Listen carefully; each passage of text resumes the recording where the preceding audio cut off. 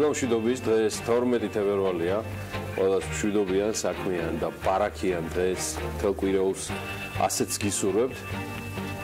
სრულად განსხვავებული დღის წესრიგით იგეგმებოდა ეს კვირა და 3 წლის ტელეკომპანია Pirvelis უახლოესი მომავალის ბრძოლის რეჟიმში ყოფნა არც არხის მესვეურებისთვის, არც მისი ჟურნალისტებისთვის, რეპორტიორებისთვის თუ ავტორებისთვის, ან წამყვანებისთვის, არც ბიზნესმედიისთვის ახალი არ არის. ტელეკომპანია, რომელმაც ყველა რეიტინგით არნახული ზრდა აჩვენა, სულ უფრო მეტად და ყოველდღე ანახლებს მთავარ რეიტინგს და მის უმთავრეს ღირებულებას, ეს არის მაყურებელთა ნდობის განუხრელი ზრდა. რომელიც ნებისმიერი მედია საშუალებისთვის უმთავრესი დაფასება, შედეგი და მონაპოვარია. ამ პერიოდში გავრცელდა ბევრი ინფორმაცია, რომლის საფუძველი არაფერი იყო, თუ არა მარტივი ჭეშმარიტება, რომ კონკურენციასაც აქვს თავისი წესები. სამწუხაროდ ისეთ ღარიბ ქვეყანაში, როგორც საქართველოა, სადაც უფრო ღარიბი და შეზღუდულია თუ ლიმიტირებული სარეკლამო ბაზარი, ხშირია და მუდმივიც პერიოდული ფინანსური პრობლემები. მეტიც სწორედ ეს არის მიზეზი, რომ ხშირად მედია მესაკუთრეებს და ამის მაგალითებიც არაერთი ქონია პოლიტიკური და ბიზნეს გავლენების პროცესში და სხვადასხვა პროცესებში მონაწილეობის ამბიცია უჩნდებათ. ეს მეტწილად ხაზგასმა მედია მესაკუთრეთა სერიოზულ პრობლემაზე საქართველოში. ყოველდღიური პრობლემები ტურბულენტით ახსავს საქართველოს პოლიტიკურ თუ ეკონომიკურ დღის წესრიგში. შესაბამისად ვერც Pirveli გამორჩება, თუმცა ამდენად გადაჭარბებულია საუბარი რაიმე ტიპის ფატალურ პრობლემებზე, რომელმაც შეიძლება ანალოგიურად რაიმე ტიპის გამოუვალი მდგომარეობა შექმნას. ამ უმძიმეს ყოველდღიურობასაც ვითომ კოლეგების პასუხილებსაც ჩვენ ყოველთვის უპასუხებთ მწყობრი ეთერით, სტაბილური გადაცემებით, მუდმივად დაბალანსებული და კრიტიკული რეპორტაჟებით და რაც მთავარია, განახლებული ეთერებით, რუბრიკებით და სატელევიზიო ფორმატებით. სიახლე კიდე ისაა, რომ ყველა შეგატყობინებთ ვახოსანაიას და ნათია გაბუნიას ულამაზესი უნას მოვლენების შესახებ. აი სულ რამდენიმე საათից და სრულიად Pirveli შემოჰკრავს თაფთაფებს დიანა ტრაპაიძეს და ჯონი კალანდაძის ოჯახში მატებასთან დაკავშირებით. სიხარული და ჯანმრთელობა ჩვენ შვილებს.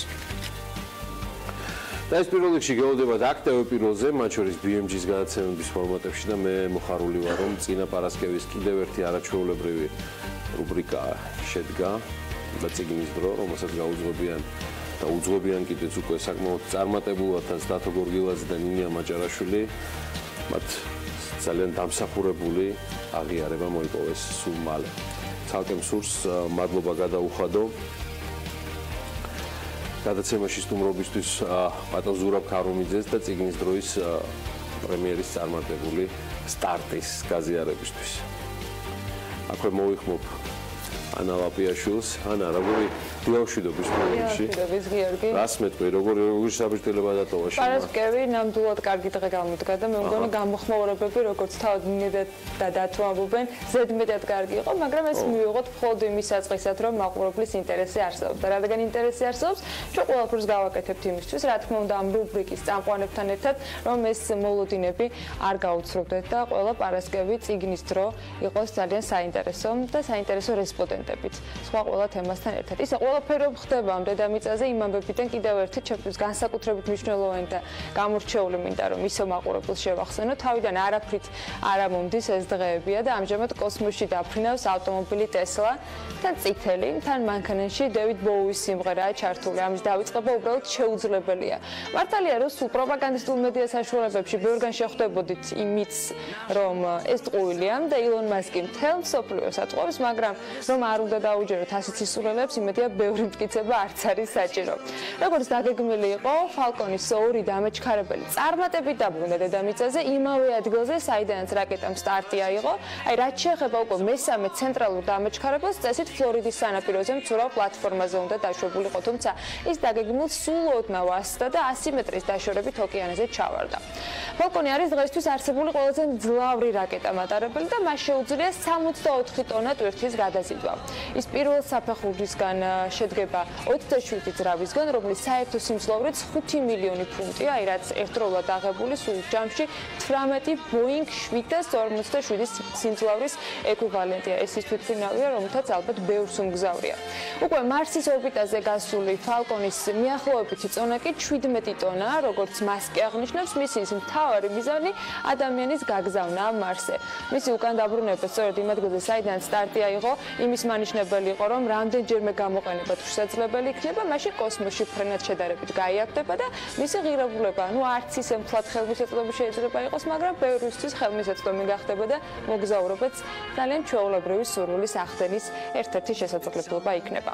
Falcon-ს ყავს კონკურენტები, ეს გახლავთ ძალიან მძიმე რაკეტა, New Glenn, რომელზეც კომპანია Blue Origin მუშაობს და რომლის ხელმძღვანელიც Amazon-ის შეფი ჯეფ ბეზოსია. Glenn-ის გაშვებას 2020 წელს აპირებენ და სანამ კონკურენტები კოსმოსში გავლენ, ცალკე ემოცია იმ კადრების ნახვა, როგორ ელოდებოდნენ Falcon-ის სტარტს. რა ხდებოდა კულისებში, National Geographic-ის კამერამ ექსკლუზიურად გადაიღო პირველი ემოციები და ამ ემოციების ნახვის შესაძლებლობა ჩვენ აუცილებლად გვექნება. ეს იყო ისტორიული მოვლენა, რომელიც სრულიად გიჟური იდეის რეალურად ქცევის ყველაზე ხელშესახები წუთები იყო.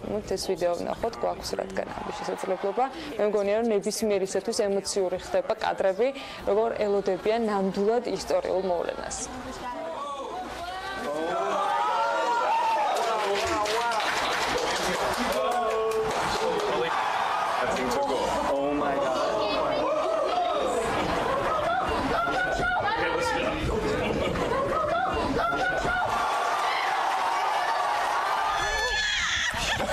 Do you see them both light up? Inside shut down. Inside boosters. Yes! Look at that. Yes! What? Look at that. რაც შევაგახსენდეს, ხო გითხარით გაფრინდებიანო, ცნობილი ქართული ფილმიდან არის, მაგრამ ნამდვილად გაფრენა მოახერხეს მასკის პროექტის მონაწილეებმა ამ შემთხვევაში. არ ვიცი ვისა დამოკიდებულება აქვს ილონ მასკის და მისი იდეების მიმართ, მაგრამ ისიც ფაქტია, რომ ის ქმნის ისტორიას მთელი დედამიწისთვის. ილონ მასკი, რომელიც პლანეტის ერთ-ერთი უმდიდრესი ადამიანია, ყველაზე დაბალანაზღაურებადი მმართველების რეიტინგში ნამდვილად ლიდერი იქნებოდა. მასკმა გასულ წელს ხელფასის სახით მხოლოდ $49,920 მიიღო. როგორც კომპანია Tesla-ს განცხადებაშია ნათქვამი, ეს თანხა მას კვირაში 80 საათიანი სამუშაო დროის პირობებში დაერიცხა. სხვა შორის ამასთან დაკავშირებით CNN წერს, რომ ეს არის იმაზე ნაკლები, ვიდრე საშუალო ამერიკელი წელიწადის განმავლობაში გამოიმუშავებს, საშუალო ამერიკელი წელიწადში კი $42,617 გამოიმუშავებს და იმაზე ბევრად ნაკლები, ვიდრე აი მაგალითად კომპანია General Motors-ის მმართველის მერი ბარასის 2016 წლის ხელფასია საუბარი, ქალბატონმა მერიმ $22,600,000 შემოსავალი მიიღო ხელფასის სახით. აღსანიშნავია, რომ მიუხედავად ასეთი დაბალი ხელფასისა, ილონ მასკს აქედან არც ერთი ცენტი არ აუღია, თუმცა ნუღელავთ მას კომპანია Tesla-ს 27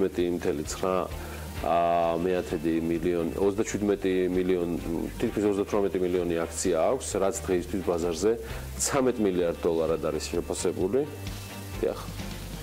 ის ასევე გახლავთ კომპანია SpaceX-ის საკონტროლო პაკეტის მფლობელი იმ კომპანიისა, რომლის მომავალიც რამდენიმე დღის წინ რაკეტის წარმატებით გაშვების ფონზე არაჩვეულებრივად გამოიყურება. ილონ მასკი დღეისთვის მსოფლიოს რიგით მე-40 უმდიდრესი ადამიანია და მისი ქონება $21,400,000 არის შეფასებული. აი ამას წერს გამოცემა.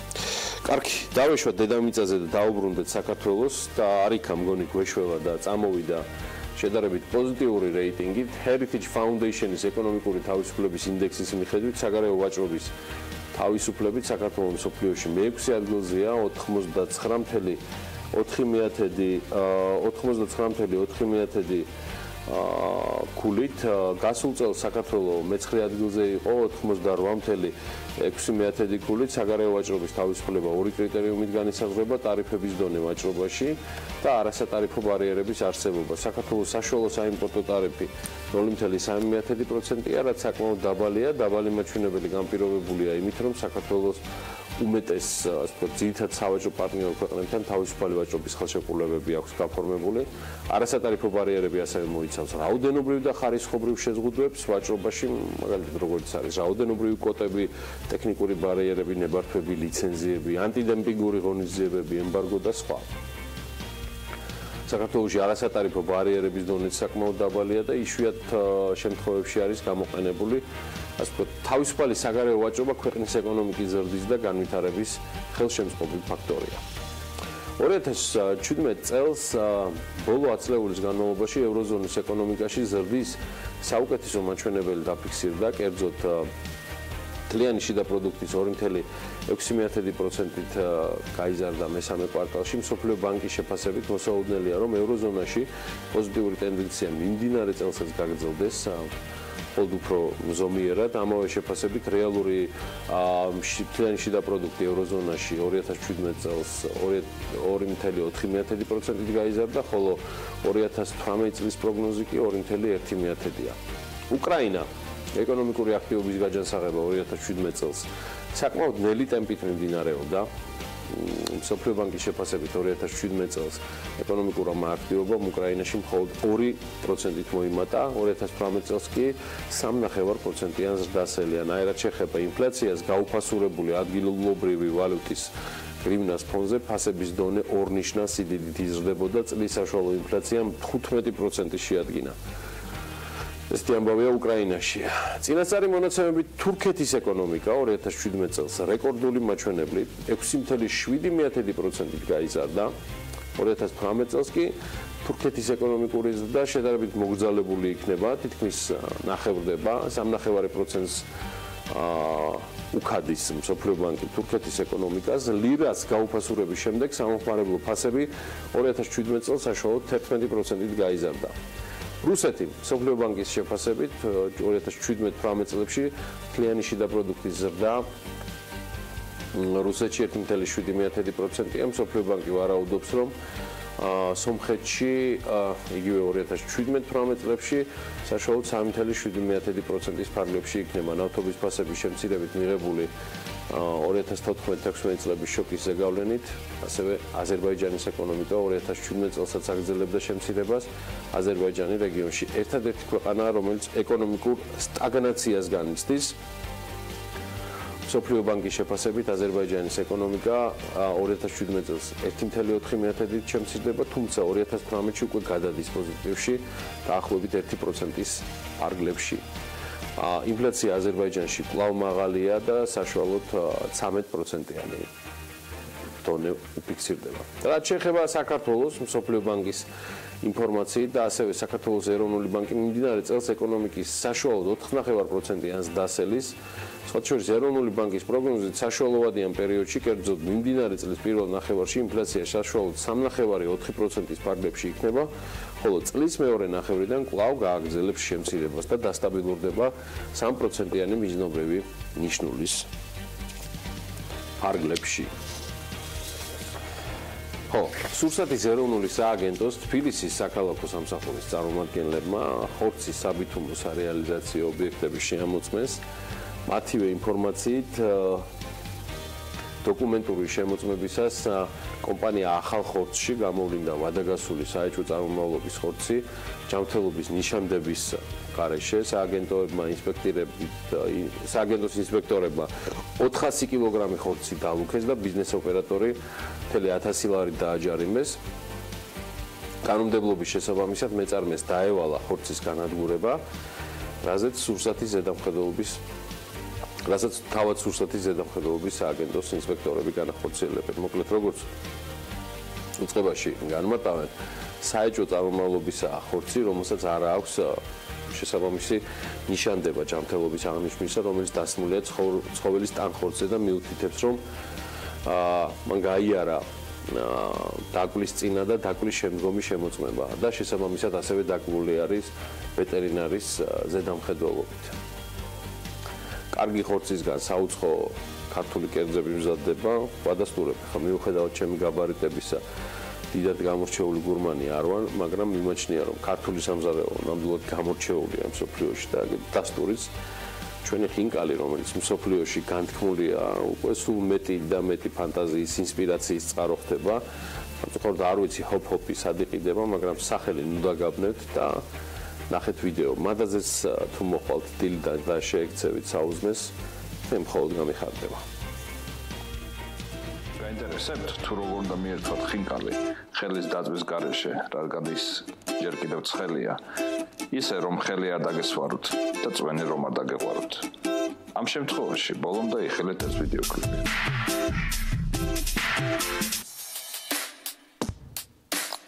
ცოტა ხნის წინ ჩვენ შევეჯიბრეთ ერთმანეთს ხინკლის დასაქმებულის საუკეთესო სამართვის გამოგონებაში, რის შედეგადაც შეიქმნა ჰოპ-ჰოპი.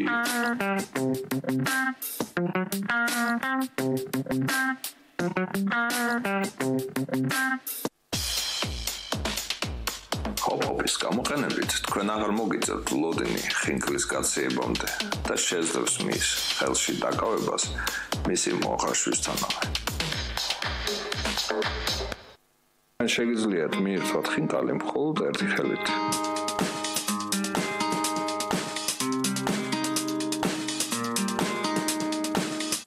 თქვენ არიდებ უხერხულობას თქვენ სტუმარს მისი საქმიან სადლზე დაპატიჟებით და ხინკლის გასინჯვის შეთავაზების დროს.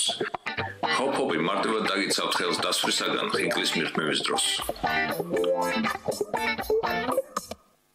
ხინკლის ერთ-ერთი საუკეთესო ნაწილი არის მისი წვენი და ჰოპ-ჰოპის გამოყენებით თქვენ არ დაგეკარგებთ ხინკლის წვენის და მისი მიღწევით მიღებული სიამოვნების არც ერთი წვენი.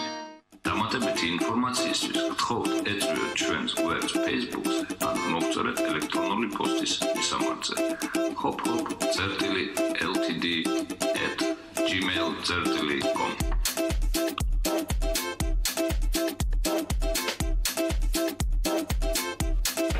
ზოგისთვის შეიძლება ხინკალი იყოს, ზოგისთვის უძველესი არქიტექტურა, თქვენ წარმოიდგინეთ გამოგონებები ხინკალთან დაკავშირებით. ზამთრის კურორტების წრელი კი ერთ-ერთი გამორჩეული აღმოჩნდა და ის მთავარი მიზეზიც, რის გამოც საქართველოს სტუმრობენ. ბლუმბერგის ახალი ამბების რედაქცია მსოფლიოს თებერვლისა და მარტის მოგზაურობის დაგეგმაზე რჩევებს აძლევს. შესაძლოა თუ ჰოპ-ჰოპის შესახებ გაიგებენ, ესეც ჩაწვენო რჩევებში, მაგრამ ჯერჯერობით სტატიაში, რომელსაც ბლუმბერგის ვებგვერდზე ნახავთ, წერია სათაურით ეს 5 საუკეთესო ევროპული ტურია. აერთიანებს კულტურასაც და თხილამურებით სრიალსაც. საქართველო კი პირველ ადგილზეა. მოკლედ, თუ გიყვართ თხილამურებით სრიალი, მაგრამ არ გინდათ დაგეგმოთ მოგზაურობა, რომელიც მხოლოდ ალპებში მიდის, მოსინჯეთ ისეთი მოულოდნელი კომბინაციები, როგორიც არის მაგალითად თბილისი, წერს სტატიის ავტორი. ბლუმბერგი მკითხველებს ურჩევს სცადონ ევროპის იმ ქვეყნებში მოგზაურობა, რომელთა დედაქალაქებიც კულტურულ და ისტორიულ ადგილებად მიიჩნევა და რომლებსაც ასეთ დედაქალაქებთან ახლოს ადრენალინისათვის საჭირო სამთო კურორტებიც აქვს. აი 5 ასეთი კომბინაცია, რომელზეც შეიძლება არასდროს გიფიქრიათ, აღნიშნავს ავტორი და ასახელებს 5 ქვეყანას. ბლუმბერგის ხუთეულში კი, როგორც უკვე გითხარით, პირველი საქართველოა, ასეთი სათაურით. წადით თბილისში და ის რეალად გუდაურში. სტატიაში თბილისის ისტორიულ მნიშვნელობასთან ერთად საუბარია გასართობ ადგილებზეც. ავტორი მოგზაურებს ურჩევს აუცილებლად ეწვიონ ფაბრიკას, რომელიც ძველი სამკერვალო ფაბრიკის ტერიტორიაზე ამჟამად იქ განთავსებულია კაფე-ბარები და ხელოვანთა სტუდიები. ყოფილი საცურაო აუზის ადგილას განთავსებულ ღამის კლუბში ფასიანში სტუმრობით კი, რომელიც დღეს ტექნოჰაბია, მიხვდებით, რატომ ითვლება თბილისი აღმოსავლეთ ევროპაში გართობის კუთხით ყველაზე მაგარ ადგილად.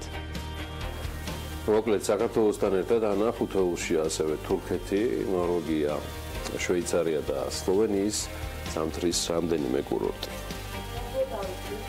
რეიტინგს და არ უჩვევით არც სტუმრიანობას საქმიან დილაში. დარწმუნებული ვარ, მაყურებლისთვის მომდევნო თითქმის 3 საათი ძალიან საინტერესო იქნება და მოდით ნახოთ, ვინ იქნებიან ჩვენი სტუმრები. 12 თებერვალს დილას საქმიანად იწყებენ სალომე ჯაფიაშვილი, გიორგი ლომთაძე, მარიამ გაბუნია, ბექა ბაციგაძის სტუმრები, სურაბო ქოლიშვილი და მიხეილ ყაველაშვილი. ელენე ჩომახიძე გიორგი მიქაუტაძეს მასპინძლობს. დილა უნდა იყოს საქმიანი.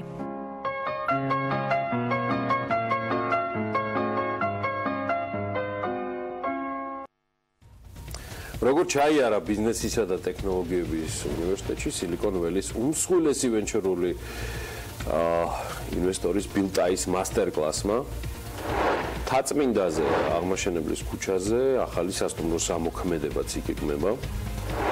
თბილისის მერია კი ამასობაში ორბელიანის მოედნისა და მიმდებარე ტერიტორიის რეაბილიტაციას იწყებს. შპს ფაიზაღი სახელმწიფო შესყიდვების სააგენტომ შავსიაში შეიტანა. კომპანიამ ხონის ცენტრალური საბავშვო ბაღი სათბობის შეშით ვერ უზრუნველყო. ტენდერის პირობებით ნაკისრი ვალდებულებები არაჯერ უნდა შეასრულა, რაც ფაიზაღის სანქცირების საფუძველი გახდა. მოკლედ 2017 წლის 15 ნოემბერს გამოცხადებულ ტენდერში მხოლოდ კომპანია ფაიზაღმა მიიღო მონაწილეობა. კომპანიამ საბავშვო ბაღისთვის დააკვირდით 6666 ლარის ღირებულების სათბობის შეშის მიწოდების ვალდებულება აიღო. მოკლედ კომპანია ფაიზაღი ტენდერის გამოცხადებიდან 2 დღის შემდეგ 2017 წლის 17 ნოემბერს არის რეგისტრირებული ჩხოროწყუს რაიონის სოფელ კირცხში. კომპანიის მფლობელად რეესტრში გოჩა სახურია ფიქსირდება. გული არ გაიტეხო ჩემო გოჩა. ფაიზაღი ხალხი იქნებით თქვენ და ყველაფერი წინ გაქვთ. არ შეგეშინდეთ შავი სიის და სულ გახსოვდეთ რომ ყოველი და ნებისმიერი შავი ზოლი ცხოვრებაში შეიძლება ასაფრენებელი გიცოს და ვიდრე ანალაპიაშვილს გადავაბარებ საქმიანი დილის ბიზნესამბების ნაწილს კიდევ ერთხელ ჩვენ საქმიან მაყურებელს წარმატებულ და ბედნიერ სამუშაო კვირას უსურვებ BMG-ს და Pirveli სახით. რა თქმა უნდა, ამ სერვერებს შევერთებით და რა თქმა უნდა, ვისურვებ რომ დაგუელდოთ სულ რამდენიმე წამში ბიზნესი ახმებით რა ჩვენ ეთერში.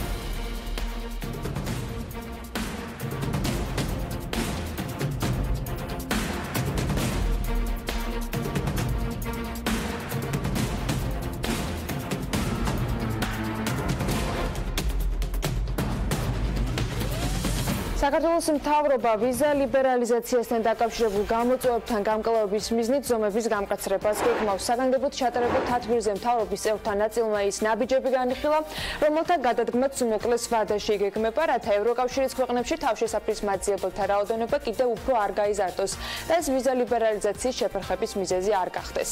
მთავრობის ადმინისტრაციის ინფორმაციით, მთავრობა დიდი ყურადღებით ეკიდება პარტნიორი ქვეყნების წუხილს და მნიშვნელოვანი ნაბიჯების გადადგმას გეგმავს, როგორც კანონმდებლობის გამკაცრების, ასევე პარტნიორ ქვეყნებთან თანამშრომლობის გააქტიურების და ქვეყნის მასშტაბით აქტიური საინფორმაციო კამპანიის წარმოების მიმართულებით.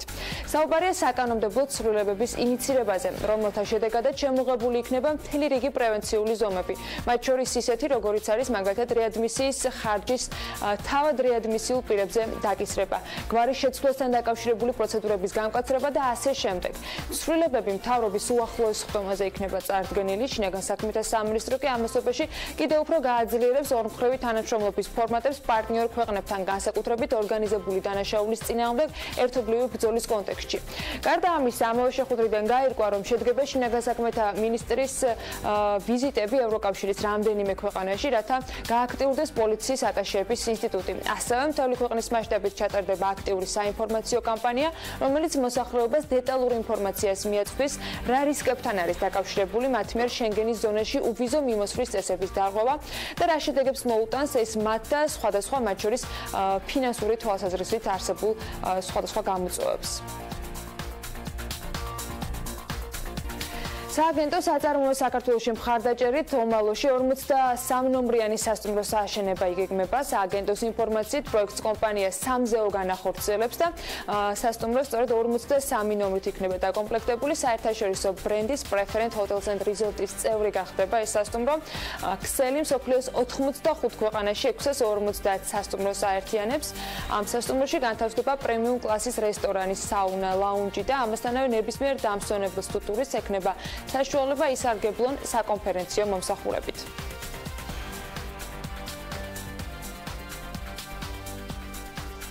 ბიზნესისა და ტექნოლოგიების უნივერსიტეტში კი სილიკონ ველის უმსხვილესი ვენჩურული ინვესტორის ბილ ტაის მასტერკლასი გაიმართა თემაზე ინოვაციები და თანამედროვე ტექნოლოგიები.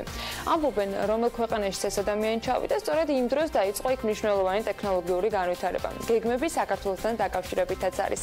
თანამშრომლობის ხელშეკრულების რჩევებისა და გამოწვევების შესახებ მარიამ ადამიანის სიუჟეტი ვნახოთ. გაგრძელეთ, რასაც აკეთებთ და იყავით შეუპოვრები. ეს სილიკონის ველის უმსხვილესი ვენჩურული ინვესტორისა და კომპანია ბითფურის დირექტორთა საბჭოს წევრის ბილ ტაის მთავარი მესიჯია, რომელიც მან კრიპტოვალუტების მაინინგით დაინტერესებულ პირებს ბიზნესისა და ტექნოლოგიების უნივერსიტეტში ჩატარებულ მასტერკლასზე გაუგზავნა. უმსხვილესი ვენჩურული ინვესტორის შეფასებით საქართველოს თანამედროვე ტექნოლოგიების მიმართულებით დიდი პოტენციალი აქვს, რასაც კრიპტოვალუტების მიმართ ჩვენს ქვეყანაში არსებული მაღალი ინტერესიც ადასტურებს. საქართველოს თანამედროვე ტექნოლოგიების მიმართულებით დიდ ნაბიჯებს გამს, თუმცა კრიპტოვალუტა და ბლოკჩეინის ტექნოლოგია არა მხოლოდ საქართველოში, არამედ მსოფლიოს მასშტაბითაც ძალიან პოპულარულია. ჩვენ ახლაც ციფრულ ერაში ვართ, რომელიც დღეს ყველაფერზე წინ დგას. ჩემი აზრით, თუ საქართველოს უფრო მეტი მოქალაქე შეისწავლის, ეს რას ნიშნავს? თქვენს ქვეყანას უფრო სწრაფად განვითარების ძალიან დიდი შესაძლებლობა მიეცემა.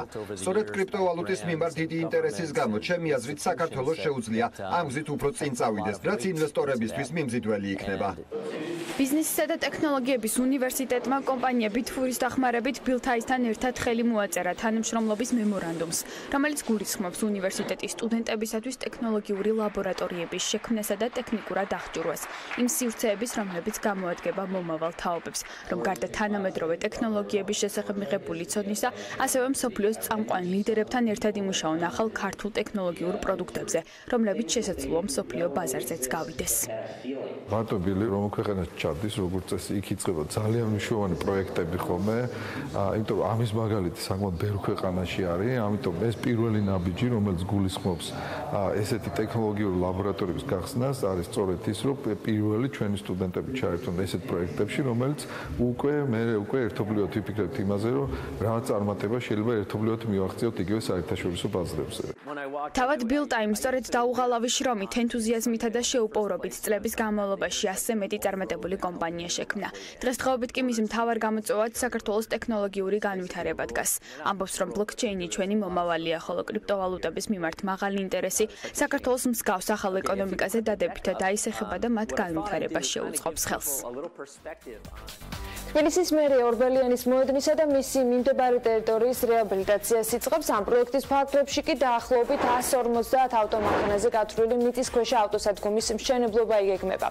სარეაბილიტაციო სამუშაოები რამდენიმე ეტაპს მოიცავს: საინჟინრო საკომუნიკაციო ქსელების რეაბილიტაციას, ისტორიული და რიგითი შენობების რესტავრაცია რეაბილიტაციას, მიწისქვეშა პარკინგის მშენებლობას, რეაბილიტირებული არეალის კეთილმოწყობას, მწვანე კომპონენტის განახლებას და ახალი სივრცეების მოწყობას. ორბელიანის მოედნისა და მიმდებარე ტერიტორიის რეაბილიტაციას განვითარების ფონდი პროექტ ახალი თბილისის ფარგლებში განახორციელებს. პროექტის მიმდინარეობისას კი 2000-მდე ადამიანი უნდა დასაქმდეს.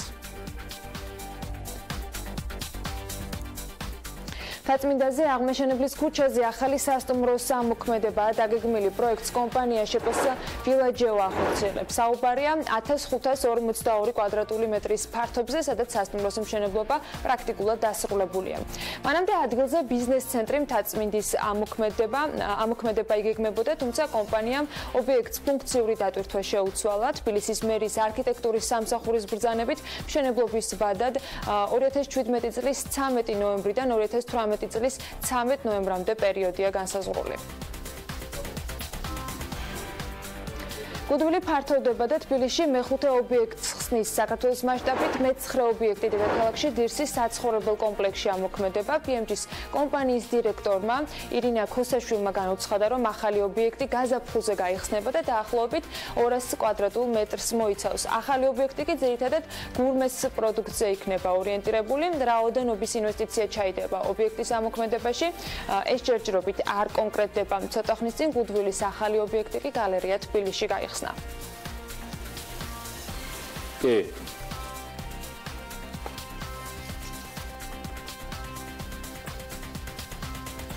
ბიზნესი ახლებების ამ ნაწილის შემდეგ უკვე დრო არის გავიგოთ როგორი იყო უქმეებზე ეროვნული ვალუტის მდგომარეობა და როგორ ხდება ორშაბათს გიორგი გაგვაცნობს მიმოხილვას.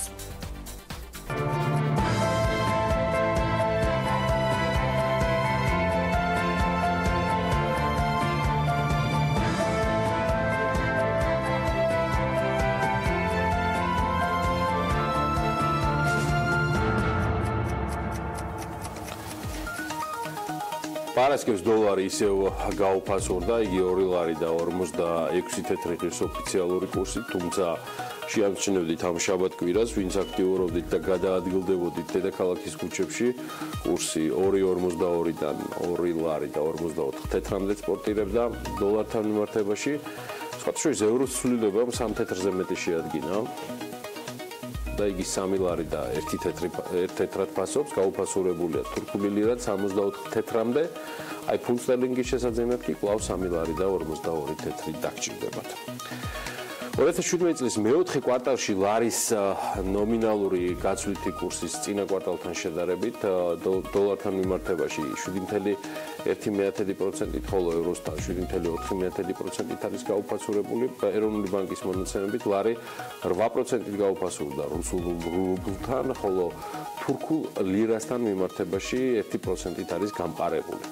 ამავე პერიოდში ლარის ნომინალური ეფექტური გაცვლითი კურსი კვარტალურად 5%-ით, ხოლო წლიურად 3.9%-ით გაუფასურდა. 2017 წლის მეოთხე კვარტალში რეალური ეფექტური გაცვლითი კურსი კვარტალურად 4.4%-ით, ხოლო წლიურად 3%-ით გაუფასურდა.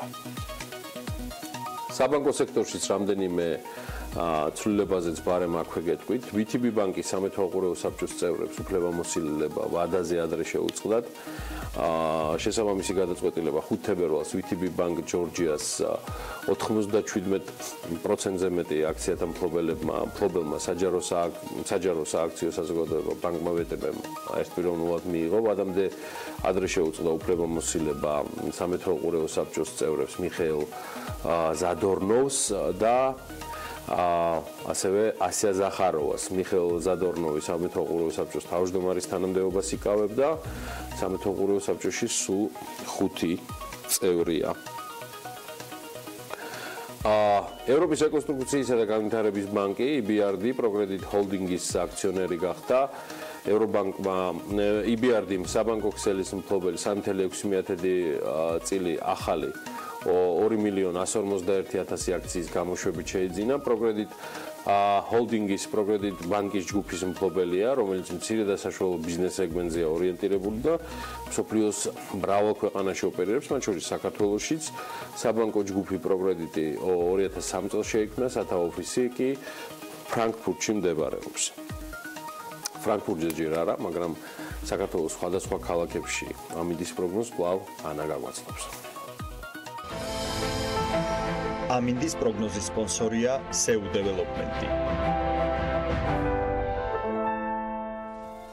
ისეთ უსურველი არსებობს, შემიძლია ფრანკფურტის ამინდის შესახებ ადგილიდანაც მივაწოდო მაყურებელს ინფორმაცია. რაც შეეხება საქართველოს გარემოს ეროვნული სააგენტო გვატყობინებს, რომ ამინდი განპირობებული იქნება შავი ზღვის ჩრდილო-დასავლეთიდან შემომავალი ცივი და სამხრეთიდან გავრცელებული თბილი ჰაერის მასების ურთიერთქმედებით. მოსაოდნელია დრო გამოშვებით ღრუბლიანობის მომატება. უმეტეს რაიონში იწვიმებს და მაღალმთაში მოთოვს, ზოგან კი იქროლებს დასავლეთის ძლიერი ქარი.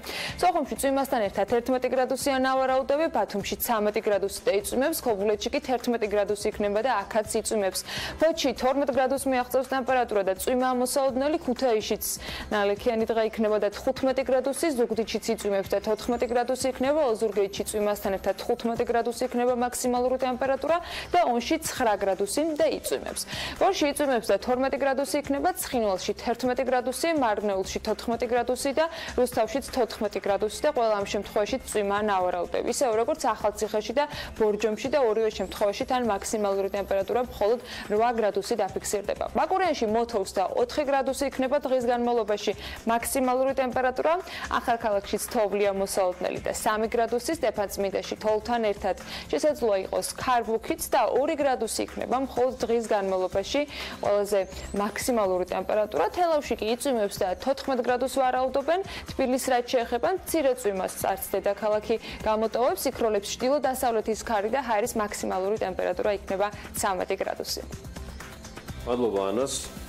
ჩვენ გავალთ ახლა ერთად მოკლე პაუზაზე, რეკლამის დრო არის TV პირველზე, მაქსიმალურად დავქაჩოთ ახლა რეკლამების და შემოსავლების, რომ 2018-ის შედეგები არანაკლებ საამაყო იყოს TV პირველისთვის, როგორც ეს იყო 2017 წელს. წარმატებები და მეტი რეკლამა TV პირველზე.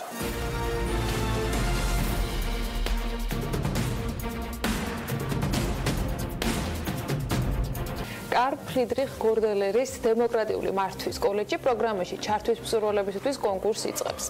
ამ დრომდე 33-მა საქართველოს მოქალაქე მიიღო მასში მონაწილეობა, თუ აქამდე არ ხსმენიათ, სანამ სტუმარი უფრო მეტ ინფორმაციის გაგვიზიარებს, მოკლედ გეტყვით, რომ გორდელერის კოლეჯი მიმართულია ახალგაზრდა დასაქმებულ ლიდერებზე, რომელთაც სურს აქტიურად იყვნენ ჩართულები საზოგადოებისათვის მნიშვნელოვანი პროცესების გაუმჯობესებაში. მოკლედ, რას გულისხმობს ეს კონკურსი და რა შესაძლებლობებს იძლევა, ამაზე ჩვენ სტუმართან ერთად ვისაუბრებთ. სალომე ჯაფიაშვილი, გორდელერის დემოკრატიული მართვის პროგრამის კოორდინატორი საქართველოში გსტუმრობს საქმიან დილაში. მოგესალმებით, სალომე, მადლობა სტუმრობისათვის. სიმართლე გითხრა, უნდა ვაღიარო, რომ თავად ამ პროგრამის შესახებ ბევრი ინფორმაცია მე არ მქონდა, სანამ არ მოგეცა შესაძლებლობა, რომ ახალ კონკურსზე გვესაუბრა. მოდი, მაყურებელსაც გაუზიაროთ, რას გულისხმობს ეს ფონდი, რა საქმიანობს საქართველოში და რა შესაძლებლობებს იძლევა ამ ახალი კონკურსით. ეს კონკურსი უკვე რამდენიმე წელია საქართველოში გაცრად არსებობს და 33 საქართველოს მოქალაქე ღებულობდა უკვე მასში მონაწილეობას და მიმართულია, როგორც თქვენ აღნიშნეთ, უკვე დასაქმებულ გერმანულენოვან ახალგაზრდებზე, ასა კი არ არის შეზღუდული, რომლებიც ქვეყანაში განახორციელებენ პროექტს, საკუთარ პროექტის იდეას და ამაში, ასე ვთქვათ, მეთოდოლოგიურ მხარდაჭერას უწევს რობერტ ბოშის ფონდი და DGAP, ანუ გერმანიის საგარეო საბჭო. მაგრამ ეს არ არის მხოლოდ ქართველებისთვის, როგორც ვთქვი, რამდენიმე ქვეყნის ახალგაზრდებს შეუძლიათ მასში ჩართვა. კი ბატონო, ეს არის ზუსტად ამ პროგრამის ხიბლი, იმიტომ რომ მასში მონაწილეობას იღებენ ახალგაზრდები ასევე 8 საქართველოს გარდა კიდევ 8 ქვეყნიდან. ეს არის ძირითადად აღმოსავლეთის პარტნიორობის ქვეყნები და ასევე სერბეთი. ანუ უკრაინა, სომხეთი, აზერბაიჯანი, ბელარუსი, რუსეთი და ასე შემდეგ. და რა მიმართულებებს მოიცავს და რამდენად ერთი და იგივე ინტერესით შესაძლებელი არის ამ ქვეყნების გაერთიანება, იმიტომ რომ არ არის პატარა სეგმენტი რეალურად და ამ წლების განმავლობაში 33 ქართველის მონაწილეობა მით უმეტეს არ არის პატარა შედეგი, მე მგონი, საკმაოდ დიდი შესაძლებლობა ბევრი ახალგაზრდისთვის. ეს პროგრამა მოიცავს ძირითადად დემოკრატიული მმართველობის პრინციპებს, ანუ როდესაც მონაწილე ან კონკურსანტი აპლიკაციას ავსებს, აუცილებელია ჩაწეროს პროექტის იდეა. ანუ მან უნდა აღწეროს რა იდეა აქვს, რა იდეის განხორციელებას უშ თავის ქვეყანაში და აუცილებლად ამ იდეას კავშირი უნდა ჰქონდეს დემოკრატიული მმართველობის პრინციპებთან. როგორც არის გამჭვირვალობა და სხვადასხვა პრინციპები, რომლებზეც შეუძლიათ მსურველებმა, რა თქმა უნდა, წაიკითხონ. და ძირითადად აერთიანებთ ამ ქვეყნებს ევროპისკენ სწრაფვა და დემოკრატიული მმართველობის პრინციპები, რომელიც თითოეული ამ ქვეყნისათვის პოლიტიკური გეზიდან გამომდინარე წესით მნიშვნელოვანი უნდა იყოს. როგორ უნდა მივიღოთ ამ კონკურსში მონაწილეობა, რა კრიტერიუმებს უნდა აკმაყოფილებდეს გარდა ასაკისა, დასაქმებულობისა და იმისა, რომ გერმანულ ენას უნდა ფლობდეს. არის თუ არა აუცილებელი რაიმე კონკრეტული პროფესიის ფლობა, დასაქმების ადგილს აქვს თუ არა მნიშვნელობა? ცოტა მეტი კრიტერიუმებზე რა. დიახ. კრიტერიუმებს რაც შეეხება აუცილებელია, როგორც აღნიშნეთ, რომ დასაქმებული იყოს ადამიანი, მაგრამ სექტორი არ არის შეზღუდული. შეიძლება იყოს საჯარო სექტორი, კერძო სექტორი, არასამთავრობო სექტორი. მნიშვნელოვანია, რომ იყოს, ასე ვთქვათ, ისეთ თანამდებობაზე, ისეთ პოზიციაში დასაქმებულ ადგილას, რომ შეეძლოს ამ პროექტის განხორციელება. ანუ პროექტის აღწერა უნდა იყოს რეალისტური და დარწმუნებული უნდა იყოს, ასე ვთქვათ, კონკურსანტი, რომ არ იყოს კავშირში მის არსებულ სამუშაო კავშირში უნდა იყოს. ანუ პროექტი ხორციელდება თითოეული მონაწილის დასაქმებულ ადგილას, ანუ სადაც ის მუშაობს, უნდა უკავშირდებოდეს დასაქმებულ ადგილას დემოკრატიული მმართველობის პრინციპების დანერგვას, ან რაიმე ინოვაციის შემოღებას, რომელიც დაკავშირებულია ამ პრინციპებთან. როგორ უნდა მივიღოთ მონაწილეობა, ვებსაიტზე უნდა შევიდნენ კონკურსანტები, რომელიც არის gerdeler-d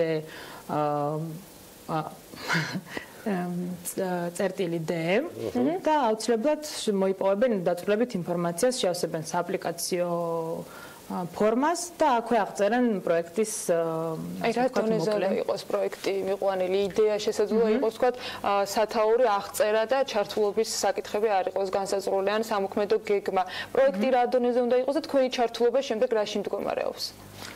პროექტი არ არის აუცილებელი, რომ პირველივე ანუ საწყის ეტაპზე იყოს ძალიან დაწვრილებით აღწერილი. თავარია არსებობდეს იდეა და არსებობდეს ის პრინციპები, რომელიც უკვე ვახსენეთ, ანუ დარწმუნებული იყოს კონკურსანტი, რომ შეუძლია მისი განხორციელება დასაქმებულ ადგილას. ჩართულობას რაც შეეხება, ანუ ჩემი პირად თუ მეკითხებით, ანუ მე ვარ უბრალოდ კოორდინატორი და ვაწვდი ინფორმაციას კონკურსანტებს, მათ შეუძლიათ რომ დაგვიკავშირდნენ, მითითებული ასევე ყველა მონაცემი ვებსაიტზე, რომელიც დავასახელე და შემდგომ უკვე არსებობს რამდენიმე ეტაპი, მაშინ ამ ეტაპებზე ვისაუბრებ, ცოტა ცხადი რო გახდეს, ხო? კონკურსანტები დაბარებული იქნებიან, ასე ვთქვათ, შერჩეული კონკურსანტები ბერლინში, მაისში, 14-15 მაისს, რა თქმა უნდა, ამის ხარჯები ანაზღაურებულია რობერტ ბოშის ფონდის მიერ და იქნება გასაუბრება და ასევე რამდენიმე ასე ვთქვათ დიალოგი, სადაც შეფასებულები იქნებიან კონკურსანტები, მათი მიზნები, მათი პროექტის ასე ვთქვათ შინაარსი და შემდგომ უკვე არის რამდენიმე ეტაპი. თუ რა თქმა უნდა კონკურსანტი გაიმარჯვებს, საქართველოსდან რაოდენობა არ არის შეზღუდული, შეიძლება იყოს 3, 5, 6, 7. შემდგომ უკვე არის 3 ეტაპი. ანუ რაში მდგომარეობს? პირველი ეტაპი ეს არის სექტემბერში, 13-დან 28 სექტემბრამდე, 2 კვირის განმავლობაში კოლეგიატები, ასე რომ ვუწოდოთ, გაემგზავრებიან ბერლინში, სადაც 2 კვირის განმავლობაში მონაწილეობას მიიღებენ სემინარებში.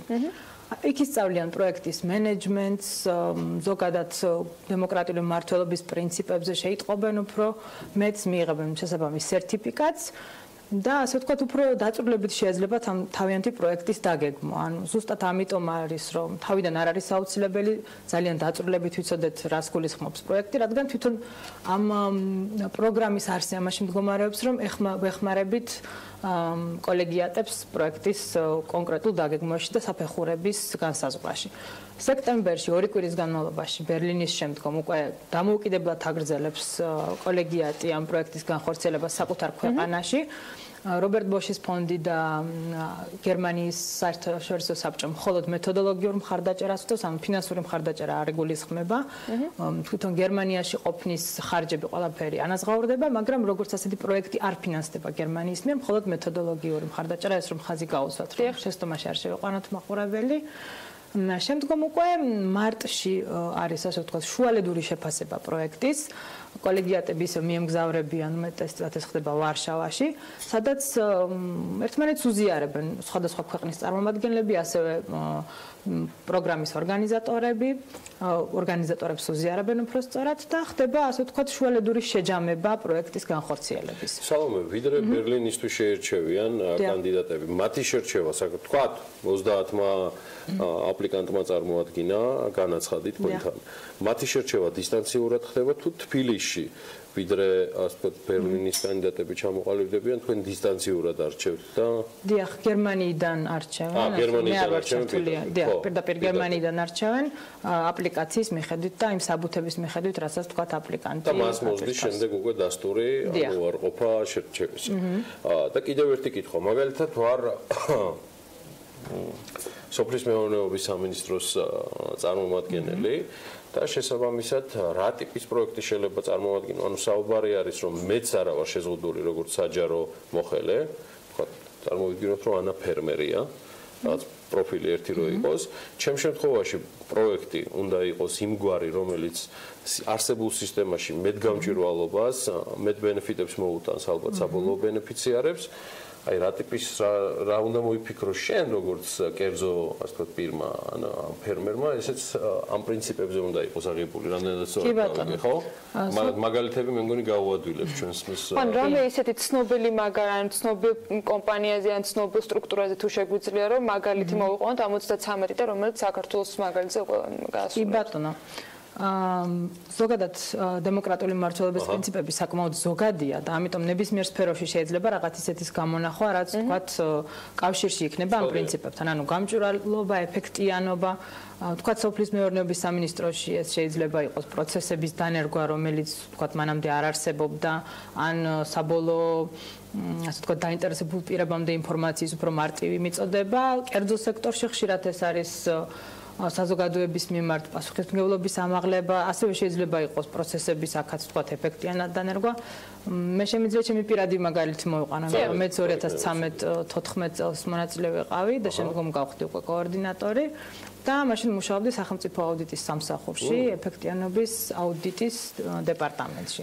და ჩემი პროექტი ეხებოდა ეფექტიანობის აუდიტის უფრო გაცნობას, ასე ვთქვათ, მედიისთვის, პარლამენტისთვის, კაცრად და ასე ვთქვათ, ინფორმაციის უფრო უკეთესად მიწოდებას საზოგადოებისათვის, რადგან ეფექტიანობის აუდიტი ზოგადად გულისხმობდა რეკომენდაციების მიწოდებას და ახლაც ასეა და შესაბამისად მნიშვნელოვანია, რომ ეს რეკომენდაციები გათვალისწინებული იქნას, რადგან არ არის სავალდებულო და შესაბამისად ერთი წლის განმავლობაში სხვადასხვა ასე ვთქვათ, ღონისძიებებს ვატარებდით იმისათვის, რომ ეფექტიანობის აუდიტი უფრო ცნობილი გამხდარიყო საზოგადოებისათვის. ამას დამეხმარა რობერტ ბოშის ფონდი. რამდენი ხანი გრძელდება პროექტი, რომელიც თქვათ უნდა შესთავაზო ამ შემთხვევაში, თავად ფონდს არის აგვადების შეზღუდული, თქვენ საკმაოდ გრძელი ციკლი ახსენეთ და თითქმის ერთი წლის თავზე პირველი შეჯერება და შეჯამება იმ შედეგებზე, რომელიც ამ პროექტის განხორციელების შემთხვევაში გამარჯვებულ ბენეფიციარებს ექნებათ ერთ-ერთ ეტაპად წარმოდგენილი. რამდენი ხანი უნდა გრძელდებოდეს, მოკლედ ეს? ერთი წლის განმავლობაში გრძელდება. ანუ პირველი სექტემბერში არის ორკვირიანი სემინარები, როგორც აღნიშნე, მარტში შუალედური შეჯამება და შემდგომ უკვე აგვისტოს ბოლოს, სექტემბრის დასაწყისში საბოლოო შეჯამება. ანუ ეს არის გათვლილი ერთი წლის განმავლობაში. ვინც თქვათ გადაწყვეტს შეტანას განაცხადის, ესე უნდა გაითვალისწინოს, რომ დაახლოებით ერთი წლის განმავლობაში. რა თქმა უნდა, შეუძლია გააგრძელოს პროექტი და კონდეს სხვადასხვა ეტაპები. თავისთავად იმისთვის გეთება, რომ რაღაცაში განერგილი რომ კონდეს უფრო ხანგრძლივი შედეგი ამ პროექტს. თუმცა პირველადი ეტაპი, ასე ვთქვათ, უნდა მოიცავდეს ერთ წელიწადს, არა ნაკლები. და სანამ დავაშვებთ, სტატისტიკა თუ არსებობს 73 შემთხვევიდან საქართველოს შემთხვევაში რა მიმართულებები აქტიურობს ყველაზე მეტად? იურისტები აქტიურობენ ძალიან, როგორც ვიცი, საჯარო სექტორი პირველ ადგილზეა, თუმცა კერძო სექტორიდანაც და არასამთავრობო სექტორიდანაც ნამდვილად არიან მონაწილეები. ზუსტად პროცენტები სამწუხაროდ არ შემიძლია რომ გითხრათ რამდენი რომელი სექტორიდან, მაგრამ საქართველოს საკმაოდ აქტიურია თვითონ ამ პროექტში სხვა ქვეყნებთან შედარებითაც ყოველთვის ძალიან აქტიურობენ ქართველები და საკმაოდ დიდი წარმატებით სარგებლობენ. მადლობა სალომე. დიდი მადლობა მოწვევისთვის. სალომე ჯაფიაშვილი გორდერელის დემოკრატიული მართვის პროგრამის კოორდინატორი საქართველოში. საინტერესო პერსპექტივებზე მასთან ინტერვიუ სულ რამდენიმე წუთში უკვე ჩვენს Facebook გვერდზე ნახავთ და მოგვიანებით უკვე BMG-ზე. მე მას წარმატებას ვუსურვებ სხვა აპლიკანტებსაც. ეხლა გავიდეთ მოკლე რეკლამაზე და BMG-ს ბიზნეს სიახლეების კიდევ ერთი საინფორმაციო კოლაჟი გერია.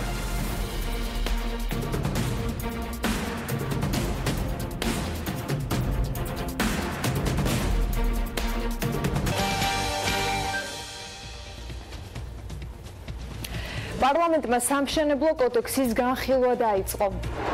ტრანსადრიატიკული მილსადენის მშენებლობისთვის ევროპის საინვესტიციო ბანკმა 1,5 მილიარდი ევროს ოდენობის სესხი დაამტკიცა.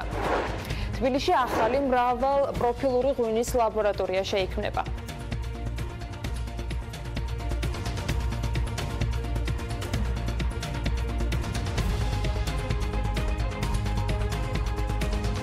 პარლამენტმა სამშენებლო კოდექსის განხილვა დაიწყო. კანონ პროექტის პაკეტზე იურიდიულ საკითხთა კომიტეტმა იმსჯელა. იურიდიულ საკითხთა კომიტეტზე ყველაზე დიდი ინტერესი კოდექსის პროექტიდან არქიტექტორების სერტიფიცირების სისტემამ გამოიწვია, რაც კოდექსის მიღების შემდეგ უნდა დაინერგოს.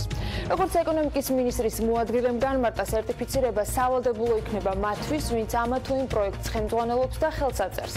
სერტიფიცირებას პროფესიული გაერთიანება სავარაუდოდ არქიტექტორთა კავშირი განახორციელებს, თუმცა დეტალებს უკვე არა კოდექსი, არამედ კანონქვემდებარე აქტები დაარეგულირებენ. კითხვაზე იქნება თუ არა სერტიფიცირების პროცესი კორუფციული რისკების მატარებელი, ირმა ქავთარაძე ამბობს, რომ ეს მსოფლიოს პრაქტიკა და თუ მას მიუყვებით მსგავსი რისკები არ იარსებებს.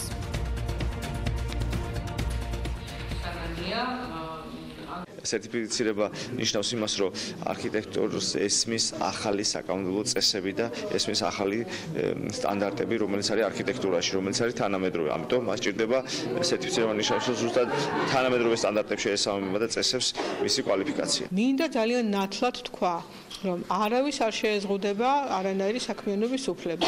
ნებისმიერი ახალი კურსდამთავრებული 2 დღის მისული შეძლებს თუ პროექტზე იმუშავოს, მხოლოდ ბოლოში პასუხისმგებელი პირი, რომელიც საბოლოო ჯამში აწერს ხელს პროექტს, არქიტექტურის შემთხვევაში, მას მოეთხოვება სერტიფიკატი.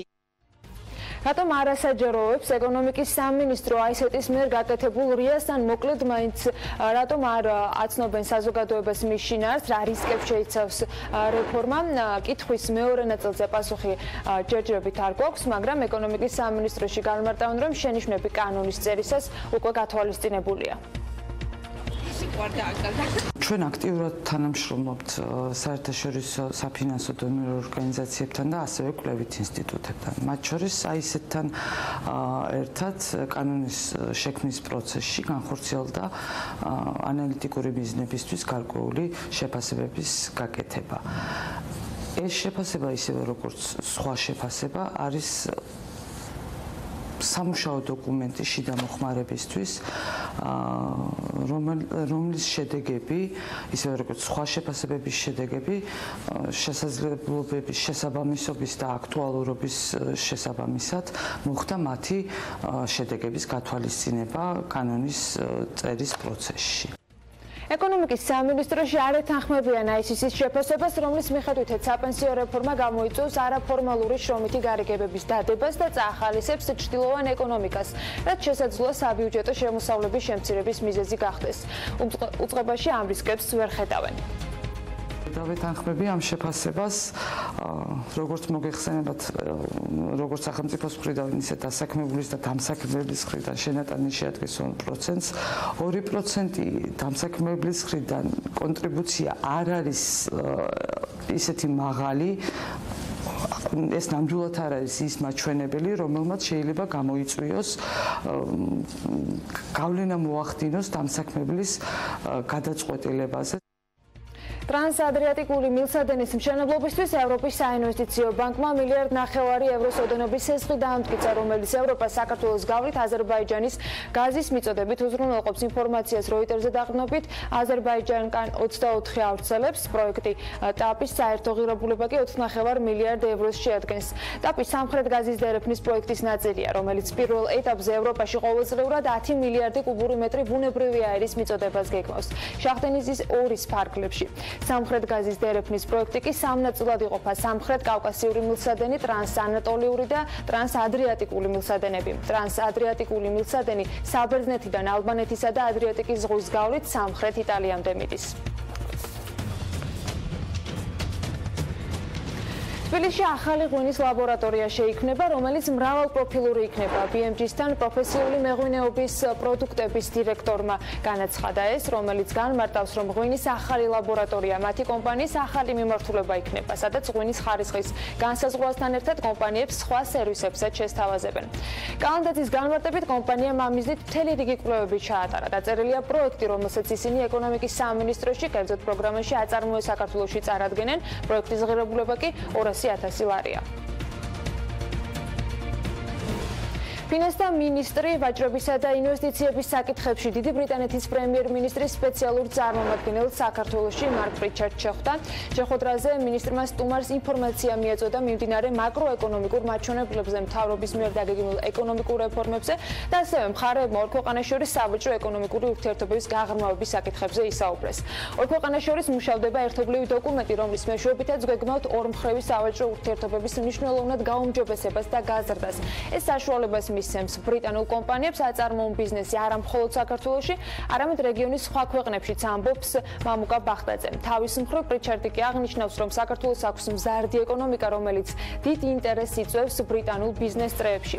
საფინანსო, საბანკო სექტორები, ინფრასტრუქტურა, ვაჭრობა, განათლების სფერო ეს არის ის საკვანძო სექტორები, სადაც შესაძლებელია პარტნიორობის გაღრმავება. სალომბარდე ქსელმა ემკრედიტმა თავისი მომსახურებით სარგებლობის საშუალება უკვე ბათუმის მოქალაქეებსაც მისცა. კომპანიისთვის ბათუმის ფილიალი პირველია რეგიონში. ამასთან, როგორც თავად კომპანიის წარმომადგენლები ამბობენ, სულ მალე რეგიონში კიდევ იგეგმება ახალი ფილიალების გახსნა, რაც ემკრედიტის მომსახურებას მომხმარებლებისათვის კიდევ უფრო ხელმისაწვდომს გახდის.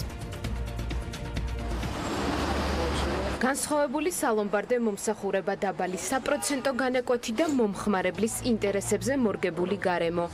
ამ მახასიათებლების ჩამოთვლით კომპანია ემკრედიტის წარმომადგენლები საქართველოს ბაზარზე თავიანთ კონკურენტუნარიანობას უსვამენ ხაზს.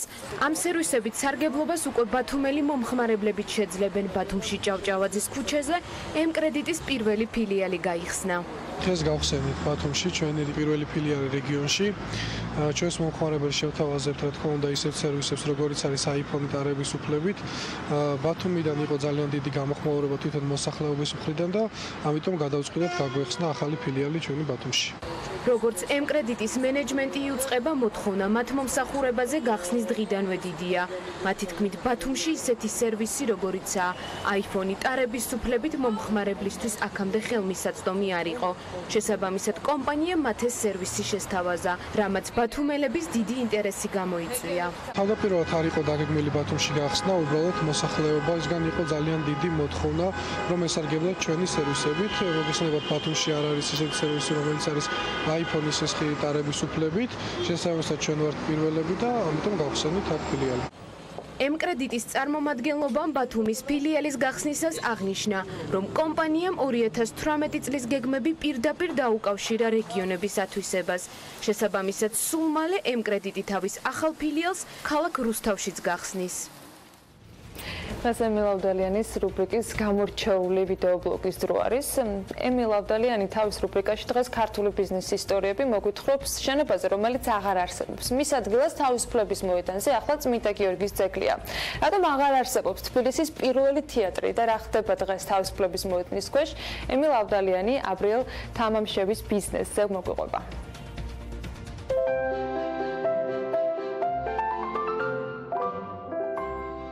დილა მშვიდობის, როგორი იყო თავისუფლების მოედნის ისტორია მე-19 საუკუნის შუანახევარში.